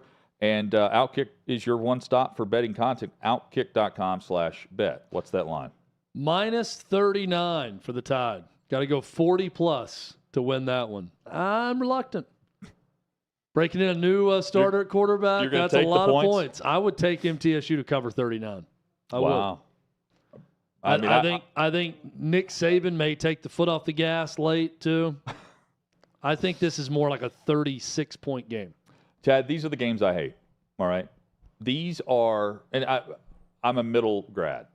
These are the games, I'm even speaking against my team who's taking the money here. Yeah. It is not Alabama's problem if the other school can't make their budget. Can't balance the books. If you have to play a game to go lose, you're being paid to lose. Got to get out of the red. That is not the problem of the team. The team is using you for a win, and now based on schedule requirements, they can do this, but they've also got to get a Power 5 opponent, whatever. The games like this, while sometimes you get the crazy upset, by and large, it's a lot like we saw in week 0. And, you know, the 39-point spread, cool for fans to go to Tuscaloosa if you haven't. I'm considering making the trip. If not, I'll be at Nissan Stadium checking out the Vols and Virginia. But, Chad, I mean, while we do have the moments of the crazy upsets, it's not really on a big-time Power 5 to make sure that the directional schools are able to play volleyball. It's just not their problem.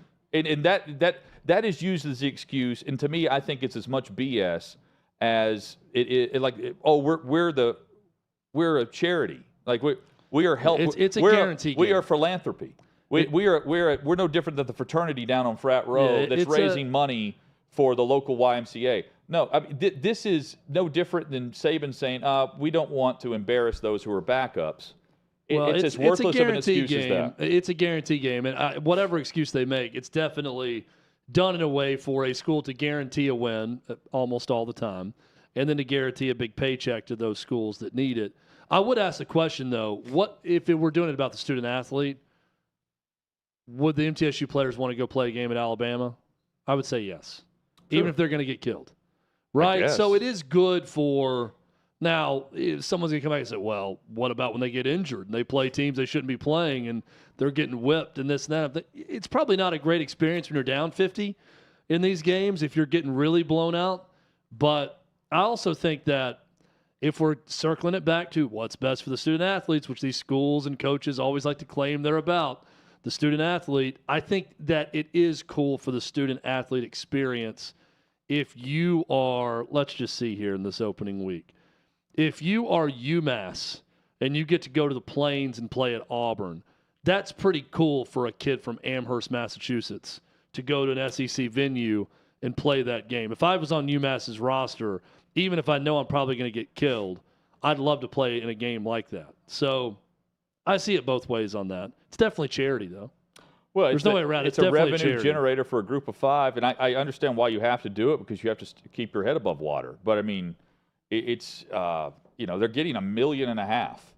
Tennessee State, HBCU is getting 1.5 to go to Notre Dame, and Middle, they're getting the same paycheck to go to Bama.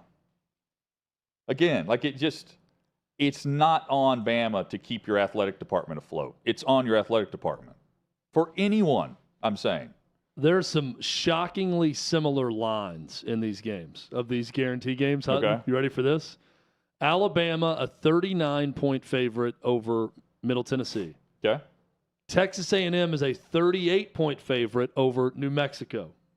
Los Lobos coming to town. Where was the other one? Auburn is a 36.5-point, all within 3 points, 36.5-point favorite over UMass. Those are the lines available because the other one's unavailable because it's not an FBS opponent.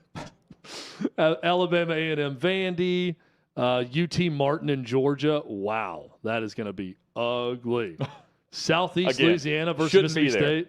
That's even worse. Western Carolina traveling to Fayetteville to take on Arkansas. Lines are unavailable. And so some of these universities now are paying out the academic reward. You can pay up to what? Is it $5,000 or something is what you can pay based on certain academic achievements through the university for the player. Yeah.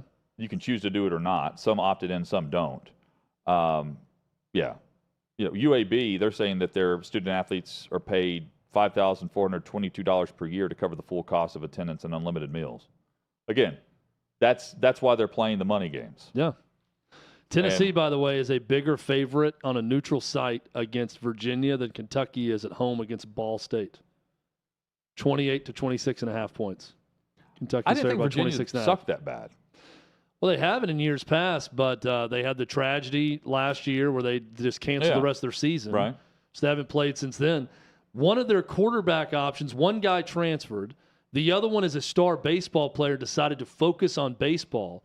So I believe that their starting quarterback is a transfer from Monmouth in New Jersey from like Division II is going to start for them this season. They're just depleted roster-wise. They lost a lot off last year's team that was not good, and they've had all the other stuff happen around their program. So now they're depleted. But yeah, their over/under at DraftKings is 3.5, same as Vandy. This game looked way different 2 years ago, 3 years ago when it was. Oh yeah, because it replaced. Which game did it replace? BYU. Yeah. Tennessee was going to be in Provo, Utah to start the season. That's it, yeah.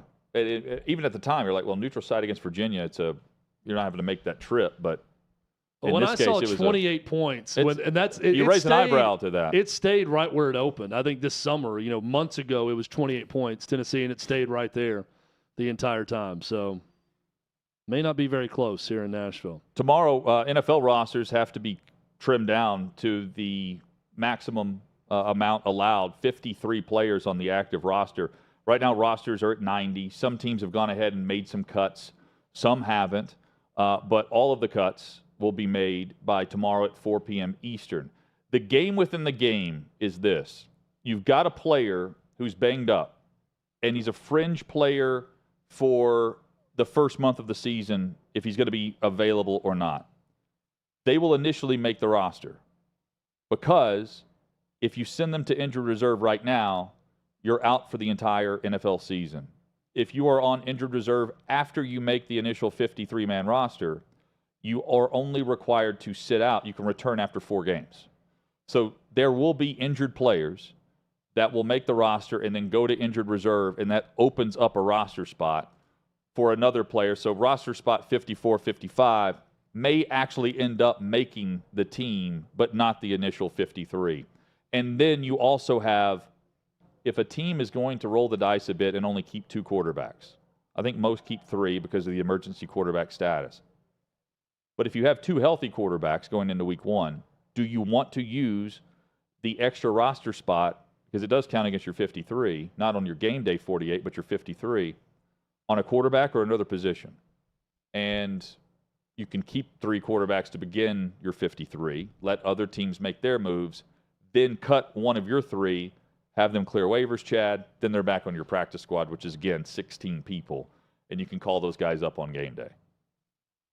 That's the toying with the rules, where there will be players that say they made the roster and then they're cut immediately after, only because the team that cuts you is trying to keep you on the practice squad instead of going to another team. Do we need more than 53 on a roster? I don't think so. Not right now. It's already very specialized. And here's the other thing, too. More than 53 on a roster, there are a lot of just fringe players that are just playing special teams or inactive. There are only 48 players active on game day.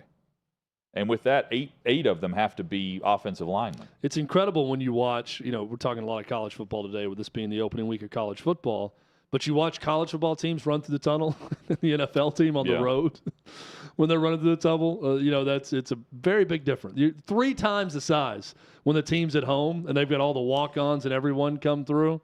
It's a complete army compared to the NFL. I mean, and the roster sizes are the way they are, so you're not paying.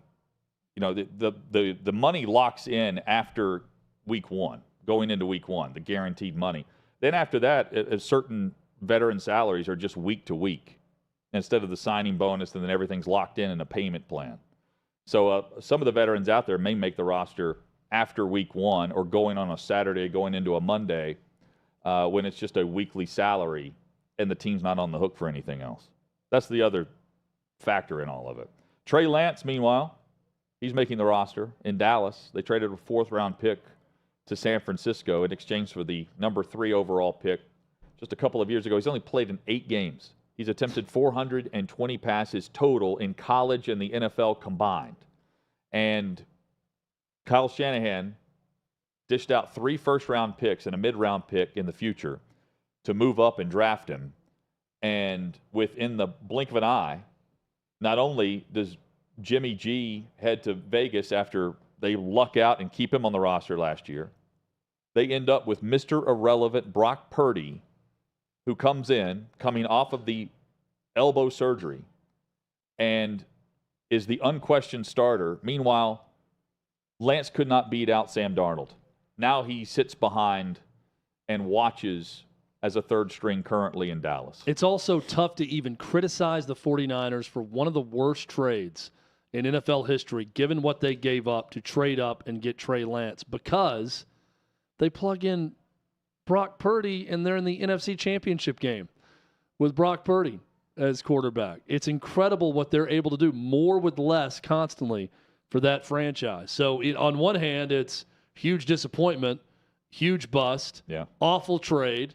And on the other hand, it's, well, you can still win with Brock Purdy at quarterback. So they can good still for win, you. but we've only seen a very small They haven't won it all yet, snapshot though, of with Brock this group. Purdy. Yeah. 7 games to finish last season, and then we saw the playoff run where he ends up getting hurt and can't throw a forward pass because his elbow's Have so no jacked fear. up. Sam Darnold is here, Hutton. That is what San Fran will tell you. He is the backup for a reason. They have faith in Samuel the Darnold. man Darnold. On the 1-year contract. King Samuel. He's back. We will be back 3 We o'clock will be Eastern on Tuesday. Hope you'll Maybe. join us right here across the OutKick Network for Hot Mic with Hutton and Withrow. Have a great night, everyone.